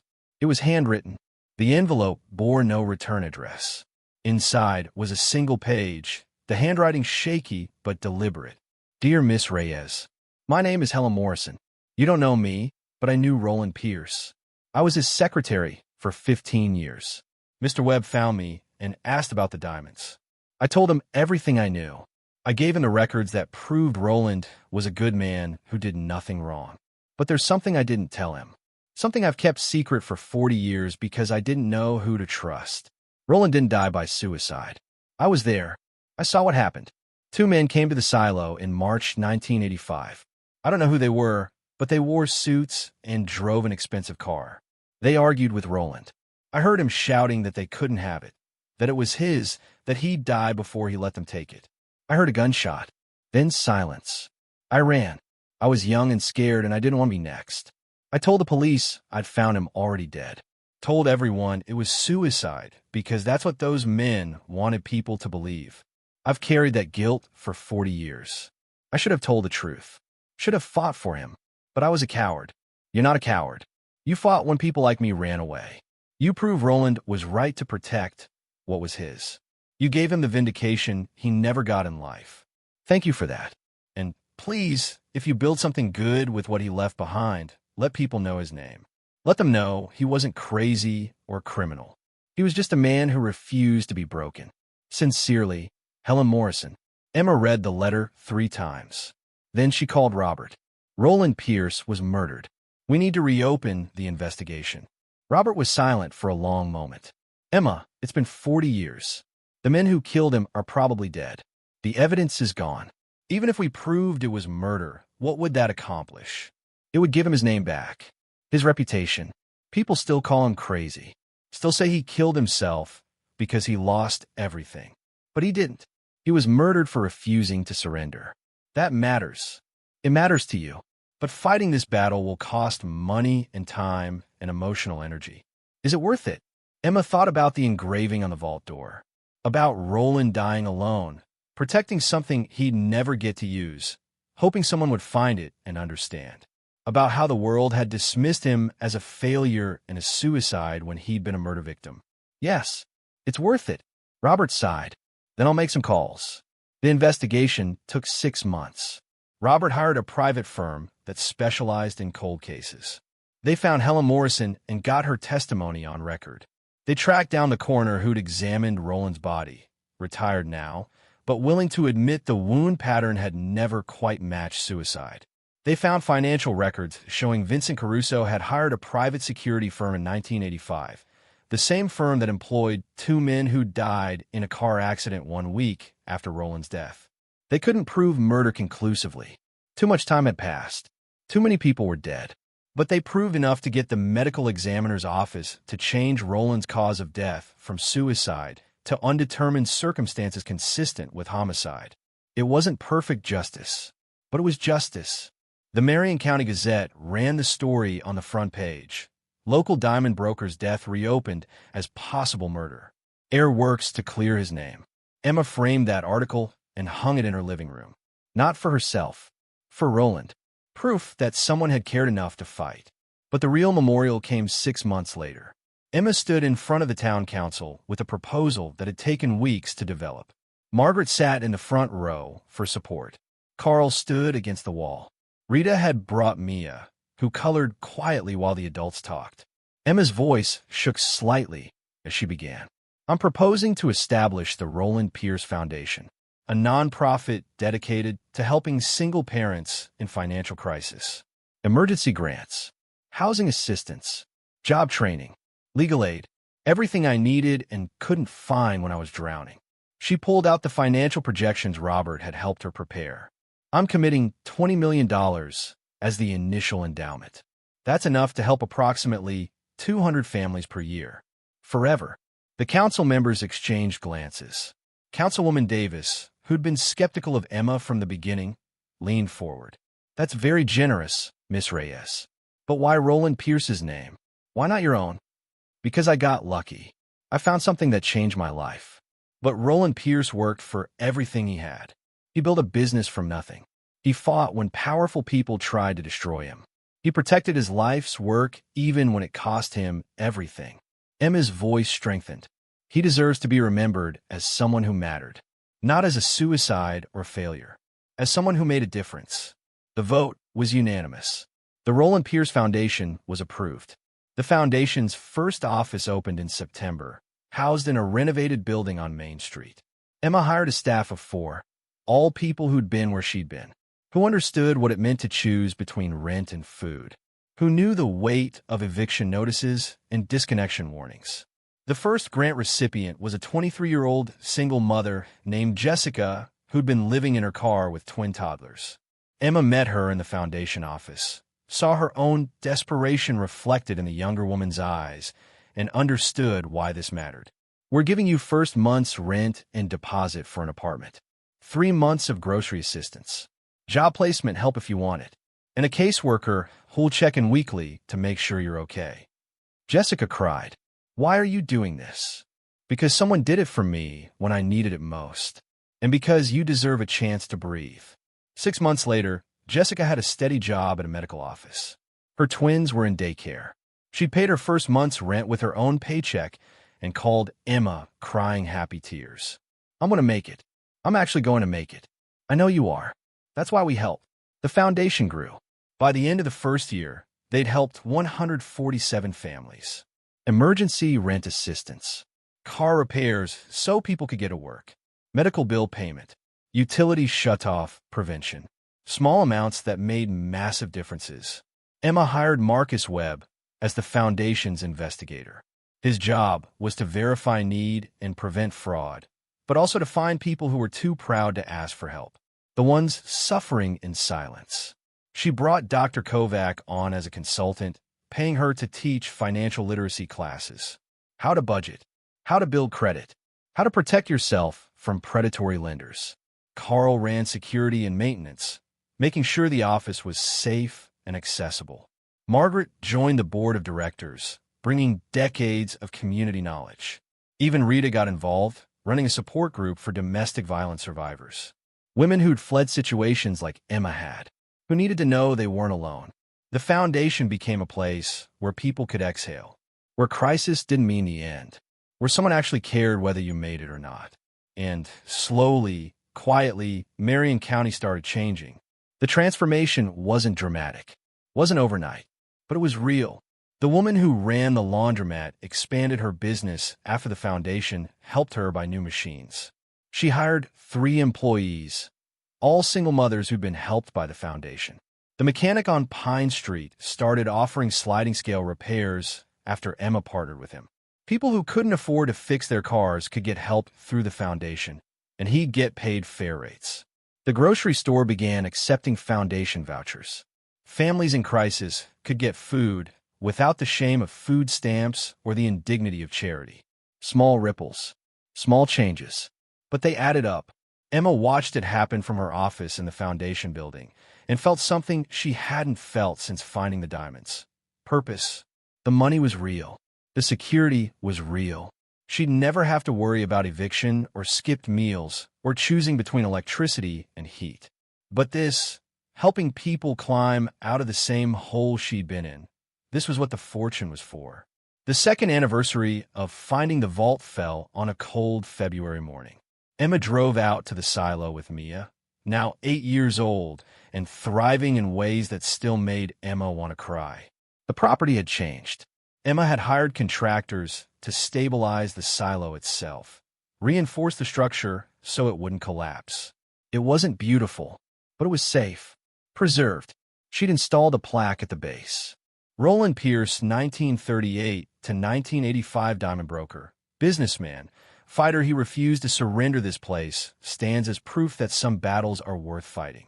Mia read the plaque aloud, sounding out the harder words. Did he really die here, Mommy? Yeah, baby. He did. Bad people hurt him because he wouldn't give them what they wanted. That's not fair. No, it's not. But he made sure they didn't win. He hid everything so that someday someone would find it and do something good with it. And you did. Emma smiled. We did. All of us together. They stood in silence for a moment.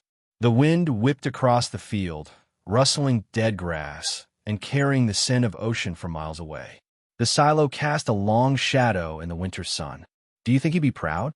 Mia asked. Of what we're doing?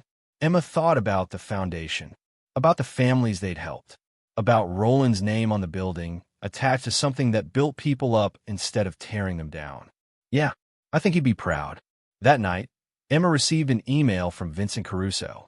She almost deleted it without reading, but curiosity got the better of her. Miss Reyes, I owe you an apology. My lawyers approached you on my behalf without my full knowledge of the situation. When they explained what you'd found and how you'd handled it, I realized I'd been wrong. Roland Pierce was my partner for 15 years. We built something together. But when things got hard, I took the easy way out. I testified against him to save myself. I let him take the fall for decisions we made together. He paid for my cowardice with everything he had. His business, his reputation, his life. I don't deserve forgiveness. I don't even deserve to ask. But I wanted you to know that what you're doing with the foundation, keeping his name alive in a way that matters, it's more than I ever did for him when he was alive. Thank you for being braver than I was. Vincent Caruso. Emma read it twice. Then she forwarded it to Robert with a note. File this somewhere. I don't forgive him, but Roland might have. The third year brought unexpected developments. A documentary filmmaker contacted Emma. She wanted to tell the story. Roland's story, Emma's story, the foundation story. Emma agreed on one condition. All proceeds from the film would go to the foundation. The documentary premiered at Sundance. The Silo, a story of fortune and vindication. It won the Audience Award. Netflix bought distribution rights for $2 million. Suddenly, Emma's story was everywhere. News features, magazine profiles, people calling her an inspiration, a hero, proof that good things happen to good people. Emma hated it. She wasn't a hero. She'd just been desperate enough to gamble on something everyone else had dismissed. But she understood the platform mattered. So she did interviews, talked about the foundation, talked about Roland, talked about how easy it was to fall through the cracks, and how important it was to build safety nets that actually caught people. The foundation's funding exploded. Donations poured in from across the country. People who'd seen the documentary. People who'd been where Emma had been. People who wanted to be part of something that worked. By the end of year 3, the foundation had helped over 800 families. And they were expanding. New offices in neighboring counties. Plans for statewide coverage eventually. Emma hired someone to run day-to-day operations. She couldn't do it all anymore. The foundation had grown beyond what one person could manage. But she stayed involved, still met with grant recipients, still heard their stories, still remembered what it felt like to stand in that courthouse with $847 and an eviction notice, certain the world was designed to crush people like her. The 4th anniversary came with a surprise. Emma was at the foundation office when Margaret walked in with an elderly woman Emma didn't recognize. Thin, white hair, eyes that had seen too much and forgotten nothing. Emma, Margaret said quietly. This is Helen Morrison. Emma stood, so fast her chair rolled backward. You came. Helen nodded, hands shaking slightly. I wanted to see what you built. Wanted to see if keeping silent all these years was worth something. Emma came around the desk and took Helen's hands. You gave us the evidence we needed. You told the truth when it mattered. None of this would exist without you. I should have told the truth 40 years ago. You told it when you could. That's enough. Helen looked around the office. At the photos on the wall of families the foundation had helped. At the plaques thanking donors. At Roland's name above the door. You have liked this. He always said money without purpose was just paper. This is purpose. Emma showed Helen around. Introduced her to staff. Let her read thank you letters from grant recipients. People who'd been hours from eviction and now had stable housing. Parents who'd been choosing between food and medicine and now had both. When they reached Roland's memorial plaque, Helen stopped. She touched the words with fingers that trembled. I loved him, you know. Not romantically, but I loved him like you love someone who sees the best in you even when you can't see it yourself. Tears tracked down her weathered face. He deserved better than what the world gave him. He got better. Emma stood beside her. 40 years late. But he got it. Helen turned to her. Thank you. For fighting. For finishing what he started. For making sure he mattered. He always mattered. I just made sure people knew it. The 5th anniversary fell on a Saturday. Emma organized a community celebration at the foundation. 5 years. 1,237 families helped. 43 people now employed by the foundation. 16 satellite offices across Maine. And a waiting list of families who needed help that stretched 3 pages long. Emma stood at the podium in front of a crowd that had gathered grant recipients, volunteers, donors, community leaders. Mia sat in the front row beside Rita and Mrs. Chun and Carl and Margaret. Her family, not by blood, but by choice and struggle and the bonds that form when people fight together. 5 years ago, I was living in my car. I had $800 and a 6-year-old daughter and no idea how we'd survive. I bought a condemned silo because it was the only thing I could afford. I thought it was rock bottom. She paused, looking at the faces watching her. People who knew that story, who'd lived versions of it themselves. I was wrong. Rock bottom isn't owning nothing. It's believing you deserve nothing. It's the world telling you you're worthless until you start to believe it. Roland Pierce refused to believe it. He built something meaningful, fought for it, died protecting it. And 40 years later, his refusal to surrender gave my daughter and me a chance to survive. This foundation exists because one man wouldn't give up, because he hid a fortune and hoped someone would find it who needed it more than he did, because he believed good things should come from good work. Emma's voice strengthened. We've helped over 1,000 families in 5 years. We've prevented evictions, kept families together, given people breathing room to figure out their next steps. But we're not done, because there are still people living in their cars, still parents choosing between rent and food, still families one crisis away from losing everything. So we keep going, we keep fighting, we keep proving that when people have support, they can do remarkable things. She looked directly at Mia. My daughter will never have to wonder if we'll have a home tomorrow. She'll never have to see her mother choose between electricity and groceries. She'll grow up knowing she's safe. And that's what every child deserves. This is what Roland Pierce's fortune was for. Not luxury, not waste, but giving people what they need to build lives worth living. Thank you for being part of this. Thank you for believing that people matter more than profit.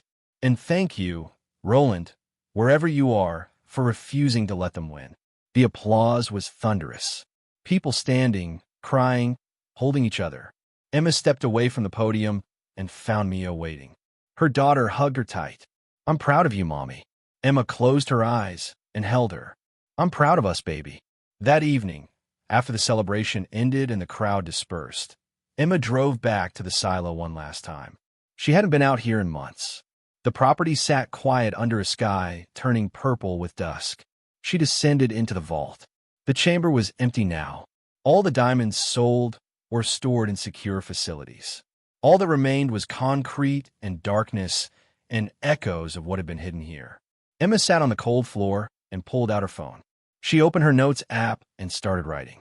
Dear Roland, you don't know me, but I know you. I know you were a fighter. I know you refused to surrender, even when it cost you everything. I know you died protecting something you believed in. I found what you hid, and I want you to know it saved me. Saved my daughter. Saved over 1,000 families who were where I was, desperate, alone, certain the world had given up on them. Your diamonds bought more than security. They bought hope. They bought second chances. They bought proof that sometimes the things everyone else throws away are exactly what we need to survive. I've tried to honor your memory, to make sure people know your name attached to something good, to prove you weren't crazy or criminal or weak. You were brave, and your bravery echoes 40 years later in every family we help. I hope that matters to you, wherever you are. I hope you know you won. Thank you for hiding this. Thank you for fighting. Thank you for refusing to let them break you. Rest well. Your work is finished. and it was worth it. Emma. She saved the note. Then she stood, brushed the dust from her jeans, and climbed back up to where the February cold was waiting. The silo stood against the darkening sky, broken but standing. Like Roland. Like Emma. Like everyone who'd ever been knocked down and found a way back up. She drove home to where Mia was waiting. To their house with heat that worked and windows without cracks. To a life she'd built from nothing, from luck, from a fortune hidden in darkness and hope. Tomorrow, the foundation would open at 8. Families would call desperate for help. Staff would process applications. Grant decisions would be made. Lives would change in small, crucial ways. But tonight, Emma sat with her daughter and read her stories and tucked her in a bed in a room that belonged to them. Safe. Secure. Home. Mia yawned, fighting sleep. Mommy? Will we always be okay? Emma brushed hair from her forehead. Yeah, baby. We'll always be okay. Because we know how to fight. And we know how to hold on when everything tells us to let go. Like Roland. Exactly like Roland. Mia smiled sleepily. Good. I want to be brave like him. You already are. After Mia fell asleep, Emma stood in the doorway and watched her breathe. This child who'd survived so much. Who'd never complained about sleeping in cars or eating cheap noodles for dinner 5 nights straight. Who'd believe her mother when Emma had promised things would get better, even when there was no reason to believe. Emma had given her security, stability, a future without fear. But Mia had given Emma something more valuable. A reason to keep going when giving up would have been easier. A reason to fight for the silo when everyone said it was worthless. A reason to believe that sometimes miracles hide in the places no one thinks to look.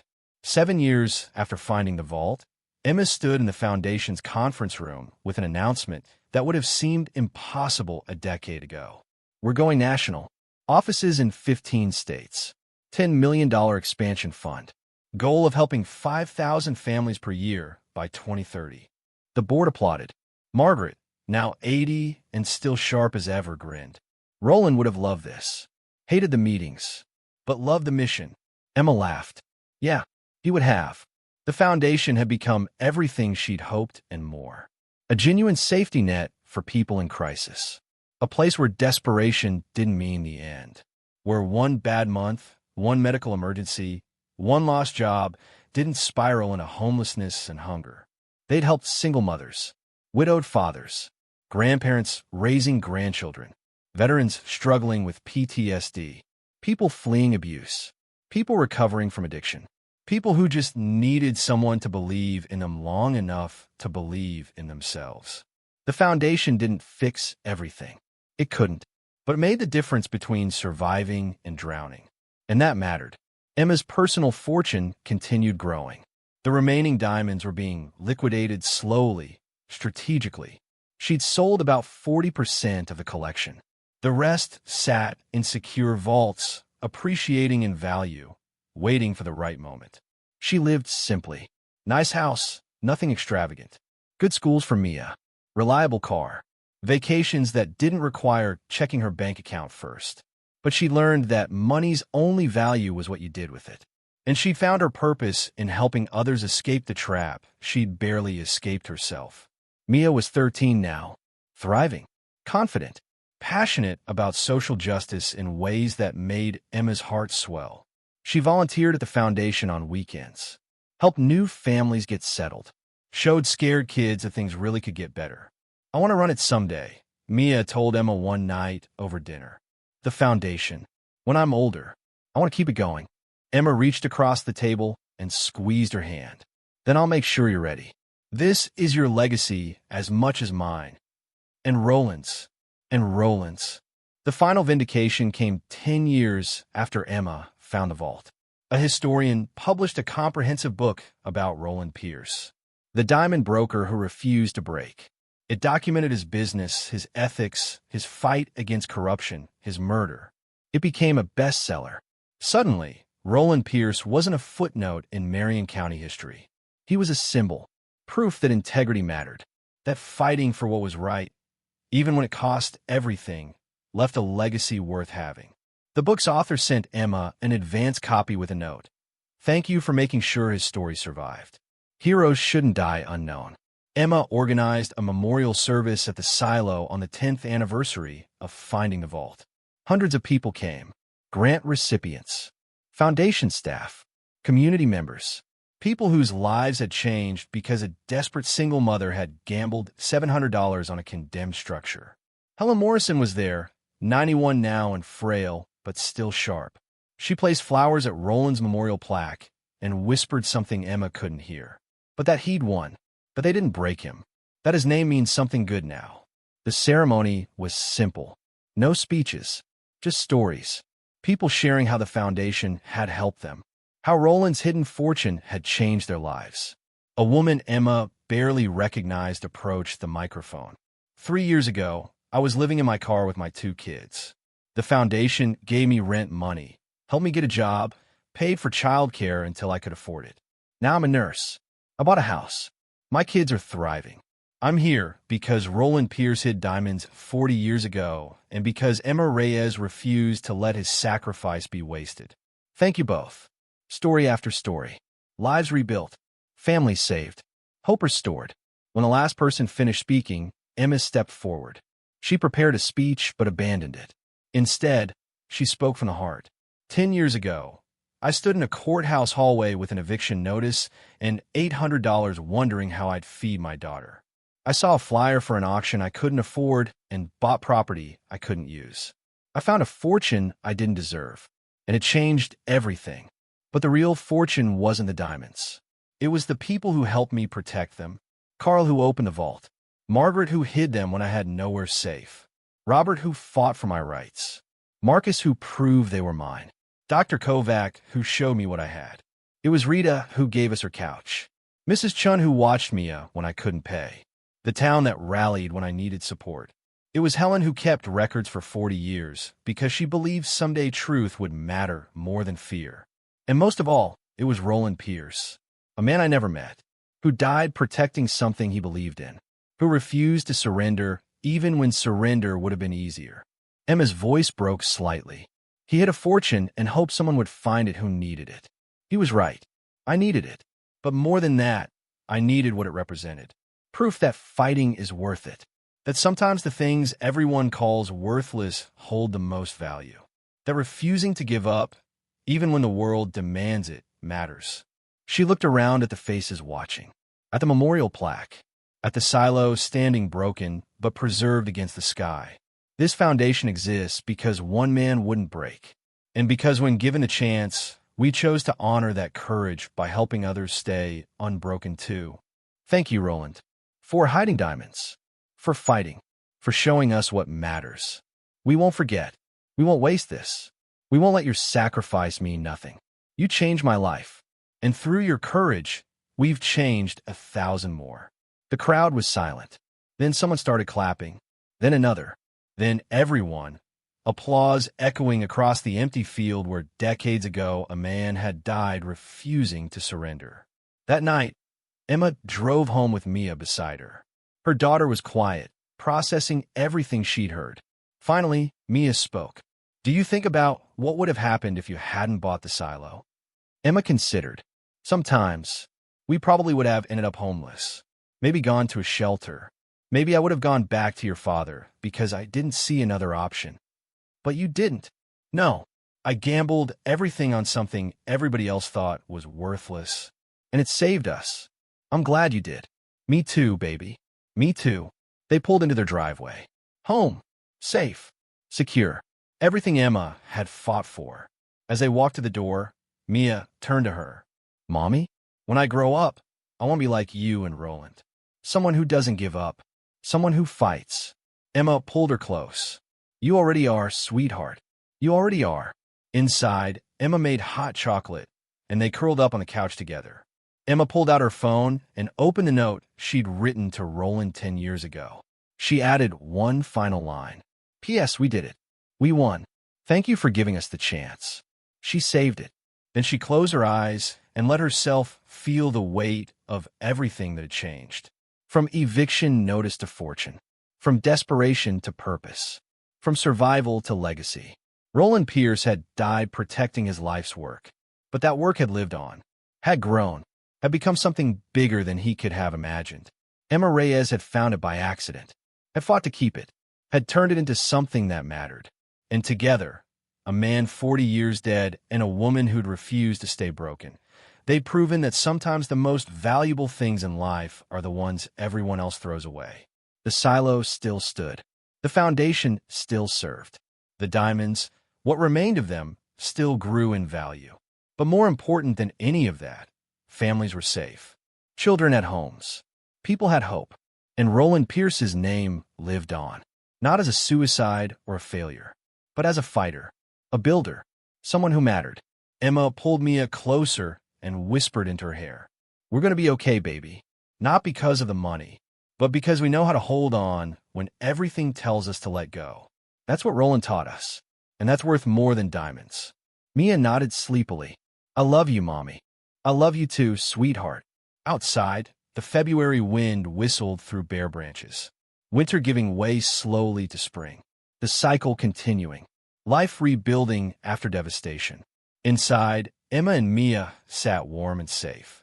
Two people who'd survived everything the world threw at them. Two people who'd found treasure in ruins. Two people who proved that sometimes miracles hide in condemned silos, waiting for someone desperate enough to look. The letter arrived on a Tuesday morning, 15 years after Emma had first opened that vault. It was addressed in careful handwriting to Emma Reyes, the Roland Pierce Foundation, and the return address was a nursing home in Miami, Florida. Emma opened it at her desk, coffee growing cold beside her as she read. "Dear Miss Reyes, my name is Vincent Caruso. I wrote to you once before, years ago, to apologize. You never responded, and I don't blame you. But I'm writing again because I'm dying, and there are things that need to be said before I'm gone. I was Roland's partner for 15 years. We built something together that should have made us both proud. Instead, I destroyed it. Destroyed him. When the feds came, I was terrified. Not of prison, though I should have been, but of losing everything I'd built. My reputation, my wealth, my future. So I testified against Roland. I gave him his name. I painted him as the mastermind and myself as the dupe. It was a lie. Every word of it was a lie. Roland was the honest one. When our suppliers wanted us to move uncertified stones, Roland refused. When investors pushed us to dodge customs inspections, Roland insisted we do things legally. I was the one who cut corners. I was the one who made the deals that eventually brought everything down. But when it mattered, I let him take the fall. The last time I saw him was in March 1985. I went to his silo with two men I'd hired. Not to kill him. I swear that was never the plan. Just to convince him to give me the diamonds. To split them like we should have done when we dissolved the partnership. But Roland refused. Said the diamonds were bought with money he'd earned after I'd betrayed him. Said I'd forfeited any claim when I testified against him. He was right, of course. But I couldn't see it then. We argued. It got heated. One of the men I brought, a thug named Carson, pulled a gun. I told him to put it away. Roland laughed. Said Carson wouldn't shoot because it would bring cops and attention nobody wanted. Roland was wrong. Carson fired. Once. Center mass. Roland went down, and I just stood there. Frozen. Useless. The coward I'd always been. Carson and his partner cleaned the scene. Made it look like suicide. Threatened me into silence. I went along because speaking up would have meant admitting what I'd done. Admitting I'd gotten Roland killed over diamonds that weren't even mine to claim. I've lived with that for 40 years. 40 years of knowing I destroyed a good man. Of knowing his death was on my hands, even if I didn't pull the trigger. You spent 15 years building something beautiful with what Roland left behind. You've made his name mean something good. You've given him the vindication I should have fought for when he was alive. I don't deserve forgiveness. I'm not even asking for it. But I wanted you to know the truth. The whole truth. Carson died in 1985. His partner died in 1987. There's no one left to prosecute. No justice to be had. But there's truth. And maybe truth is enough. I'm leaving everything I have to the Roland Pierce Foundation. It's not much, maybe $2 million. Blood money, really. Money built on the back of a man I betrayed. Use it however you see fit. Help people Roland would have helped. Make sure his legacy continues. And please, if you ever think of me at all, remember that I spent the last 40 years wishing I'd been brave enough to be half the man Roland Pierce was. I'm sorry. For everything. Vincent Caruso. Emma read it 3 times. Then she called Robert Chun, now her friend as much as her lawyer, and read it to him. Robert was quiet for a long moment. This is a confession. Too accessory to murder. We could reopen the investigation. Press charges before he dies. What would that accomplish? Justice. Accountability. Proof that Roland's death wasn't random violence, but a planned robbery gone wrong. Emma looked at the letter again, at the shaky handwriting of a man facing his own mortality. He's dying. He's leaving everything to the foundation. He's confessing because his conscience won't let him die in peace. That's punishment enough. Emma, Roland's dead. Caruso's dying. The men who pulled the trigger are dead. Prosecuting a 90-year-old man in a nursing home won't bring Roland back. It'll just be revenge. And Roland's legacy isn't about revenge. It's about building something good from something terrible. Robert sighed. So what do you want to do? Accept the donation. Use it to help people. And when Caruso dies, we acknowledge his confession publicly. Let the world know Roland was murdered. Let the record be corrected. That's the justice that matters. Vincent Caruso died 3 weeks later. His estate transferred $2.4 million to the foundation. The confession was released to the press with Emma's statement. Roland Pierce was murdered for refusing to surrender what was rightfully his. Vincent Caruso lived 40 years with that guilt and chose, in his final act, to support the work Roland's sacrifice made possible. This is not forgiveness. This is acknowledgement. And it's a reminder that the truth, however late it arrives, still matters. The story made national news again. Diamond broker's murder solved 40 years later. Dying partner confesses to role in Pierce's death. Fortune built on tragedy continues helping thousands. Emma gave one interview, just one, to the same documentary filmmaker who'd told their story a decade earlier.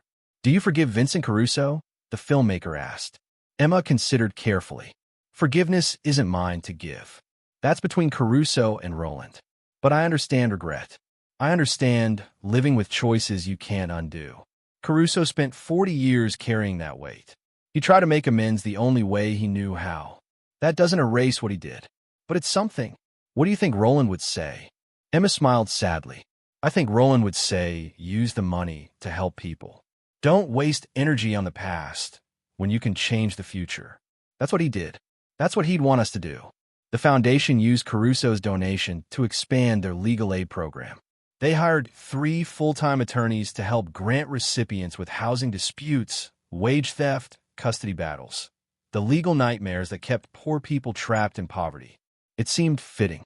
Caruso had been a coward in life, but his death gave people tools to fight back against systems designed to crush them. Maybe that was redemption. Maybe it wasn't, but it was useful, and useful was good enough. Mia graduated from college that spring with a degree in social work and nonprofit management. She'd spent 4 years preparing to take over the foundation Emma had built. At the graduation ceremony, Mia gave a speech as class representative. Emma sat in the audience, tears streaming down her face as her daughter spoke. 15 years ago, my mother and I were homeless. We slept in our car. We didn't know where our next meal would come from. We were invisible, just another statistic, another struggling family nobody noticed. Then my mother did something everyone said was crazy. She bought a condemned silo for $700, found a fortune hidden inside, and instead of keeping it all, she built something that's helped over 5,000 families escape the trap we barely escaped.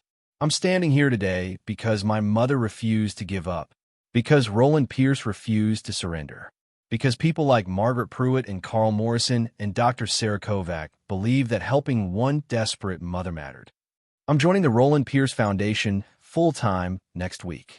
I'm going to spend my life making sure other kids don't have to wonder if they'll have a home tomorrow, making sure other mothers don't have to choose between rent and food, making sure the fortune my mother found continues changing lives. Because that's what education is for. That's what privilege is for. That's what survival is for. Turning your pain into purpose and your struggle into strength. Mia looked directly at Emma. Mom, you show me that broken things can be rebuilt. That condemned places can hold treasures. That sometimes the best thing you could do with good fortune is share it. Thank you for fighting. Thank you for teaching me to fight too. The applause was thunderous. Emma couldn't see through her tears, couldn't breathe past the pride swelling in her chest. Her daughter, the baby she protected through evictions and car sleeping and desperation. The child who'd colored quietly in courthouse hallways and believed her mother when Emma promised things would get better. That child was now a woman, ready to carry Roland's legacy forward, ready to fight for people who needed it most. After the ceremony, Emma and Mia walked through campus together. It was a beautiful spring day, cherry blossoms drifting through warm air, students laughing and celebrating. Are you ready for this? Emma asked. Running the foundation is hard. The stories you hear, the families you can't help, the weight of knowing people are depending on you. It's a lot. Mia linked her arm through Emma's. You carried it alone for years. Now I get to help. We'll carry it together. It's going to change you. Seeing that much pain, that much struggle, it changed me. Good. I want to be changed. I want to understand what matters. What's worth fighting for? Mia stopped walking and turned to face her mother. You gave me everything. Security, education, freedom from fear. Now I want to give that to other people. That's what the fortune is for, right? Multiplying hope. Emma pulled her daughter into a hug. I'm so proud of you. I'm proud of us. We did this together. The Foundation's 20th anniversary celebration was the largest event Marion County had ever seen. Over 2,000 people attended. Grant recipients from all 20 years. Staff members past and present. Donors. Community leaders. People whose lives have been touched by Roland Pierce's hidden fortune. The event was held at the silo property. Emma had finally converted it into something beautiful. A memorial garden surrounding the preserved silo, now a museum documenting Roland's life and the Foundation's work. Inside the silo, where the vault had once hidden diamonds, now stood exhibits. Photographs of families the Foundation had helped. Letters from grant recipients. Documentation of Roland's business, his fight, his murder, his vindication.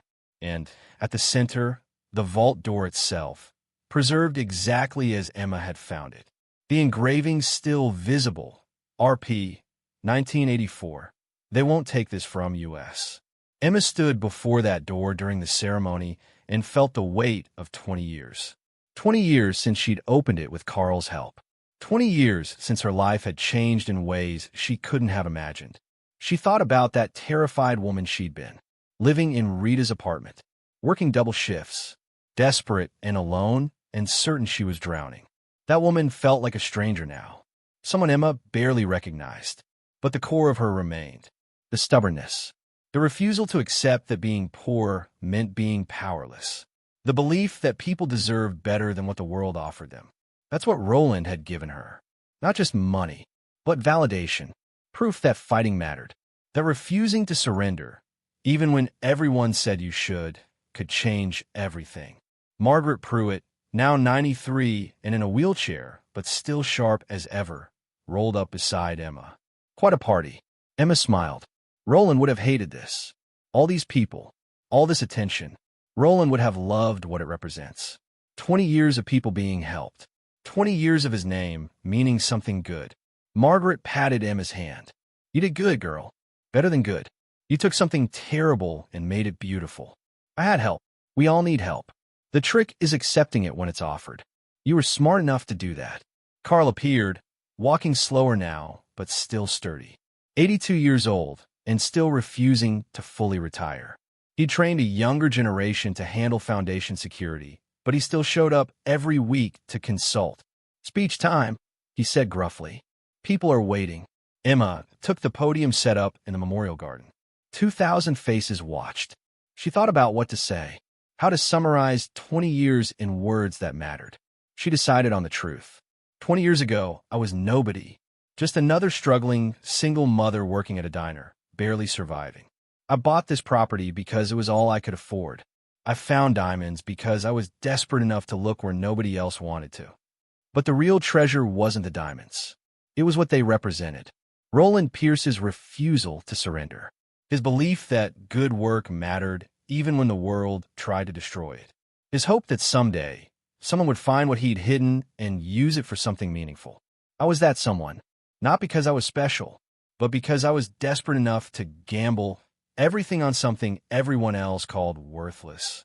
In 20 years, we've helped over 5,000 families, prevented countless evictions, kept parents and children together, given people breathing room to rebuild their lives. And every single one of those families represents Roland's legacy, his refusal to let them win. Emma's voice strengthened. But we're not done. There's still people sleeping in cars. Still parents choosing between rent and food. Still families one crisis away from losing everything. As long as that's true, this foundation has work to do. So we keep going. We keep fighting. We keep proving that when people have support, they can do remarkable things. We keep honoring Roland's sacrifice by making sure it wasn't wasted. She looked at the vault door, at the words engraved there. They didn't take it from us, Roland. They didn't win, and they never will. Because what you built wasn't just a fortune. It was proof that courage matters, that standing firm matters, that refusing to break matters. Thank you for hiding those diamonds. Thank you for fighting. Thank you for giving me and my daughter and 5,000 families a chance to survive. Your name will never be forgotten. Your work will never be wasted. And your legacy will continue as long as there are people who need help and people brave enough to fight for them. The crowd stood, applauded, many crying. Emma stepped away from the podium and found Mia waiting. Beautiful speech, Mom. I meant every word. I know. That's why it was beautiful. They walked through the memorial garden together, past plaques naming major donors, past photographs of families saved, past the monument to Roland, a simple stone marker with his dates and one line. He refused to surrender.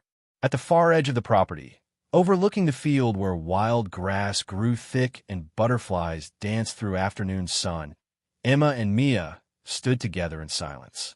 Finally, Mia spoke. What do you think happens when we're gone? When you and I aren't here to run the foundation anymore? The work continues. That's why we built systems, hired good people, created an endowment that'll fund operations forever.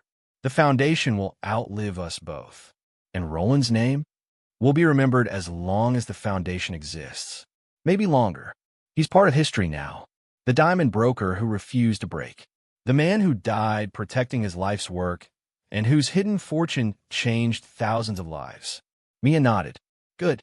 He deserves that. They stood watching the sun sink lower.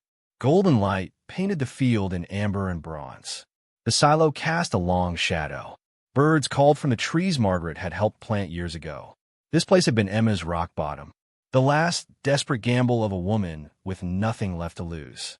Now it was a memorial, a garden, a symbol of hope. Mom. Mia's voice was quiet. Are you happy? Emma considered. Happiness felt like too small a word for what she felt. She had her daughter, healthy and strong and ready to change the world. She had meaningful work that helped people every day. She had friends who'd stood by her when she had nothing. She had security she'd never dreamed possible. Yeah, baby, I'm happy. More than I ever thought I could be. Good. You deserve it. So do you. We both do. And so did all those families we helped. That's the point, right? Everyone deserves a chance. Everyone deserves help when they're drowning. Everyone deserves to know they matter. Emma pulled her daughter close. Exactly. That's exactly the point. They walked back to the celebration together. Music was playing now. Children running through the garden. People laughing and sharing stories and celebrating 20 years of lives changed. Emma moved through the crowd, greeting people. So many familiar faces. Jessica, the first grant recipient, now a nurse supervisor with her twins in college. The woman from the laundromat who'd expanded into 3 locations and employed 15 people. The mechanic who'd partnered with the foundation and helped hundreds of families keep their cars running. Each one a story, each one proof that helping people mattered. As the sun set and lights strung through the garden began to glow, Rita found Emma near the refreshment table. Remember when you slept on my couch? Rita's voice was warm with memory. Remember how scared you were? I remember everything. I remember you giving us a place to stay, when we had nowhere. I remember Mia coloring on your floor. I remember feeling like the world had given up on me. Look at you now. Look at all this. Rita gestured at the celebration. You built an empire out of a condemned silo and stubbornness. I built a foundation, with help from people like you who believed I was worth saving. You were always worth saving, Emma. You just needed someone to see it. That night, after the celebration ended and the crowds dispersed, Emma drove Mia home. They were both exhausted, happy exhausted, the kind that came from meaningful work and genuine connection. At home, Emma made tea and they sat on the back porch together, watching stars emerge in a sky gone purple-black. 20 more years, Mia said quietly. That's my goal. When I'm your age, I want to look back and know we helped 10,000 families. 20,000. As many as we possibly can. That's a good goal. Will you stay involved? Even when I'm running things? As long as you'll have me. This is my purpose. Helping people. Honoring Roland. Making sure his sacrifice mattered. I'll do that until I can't anymore. Mia leaned her head on Emma's shoulder. I'm glad you bought that silo. I'm glad you were brave enough to gamble everything. I'm glad Roland hid those diamonds. I'm glad we found them. Me too, baby. Me too. They sat in comfortable silence. 20 years of struggle and triumph and purpose between them. 20 years since Emma had stood in a courthouse with an eviction notice and gambled her last dollars on a condemned silo. She'd won that gamble, one bigger than she could have imagined. But the real victory wasn't the money, wasn't the security, wasn't even the foundation, though that mattered more than anything. The real victory was sitting beside her. Mia, safe, educated, ready to fight for people who needed it, ready to carry Roland's legacy forward. That's what the fortune was for. Not luxury, not waste, but giving one child, Emma's child, the chance to grow up without fear, the chance to become someone who could help others. And through Mia, through the foundation, through every family they'd helped, Roland Pierce's hidden diamonds would continue changing lives for generations. They won't take this from us. Roland's words, Emma's promise. They kept it. Together. A man 40 years dead and a woman who'd refused to stay broken. And they'd proven that sometimes the most valuable things in life are the ones everyone else throws away. Emma squeezed Mia's hand and whispered into the darkness. We won, Roland. Thank you for giving us the chance. The stars offered no answer. But Emma didn't need one. She'd already found everything worth finding.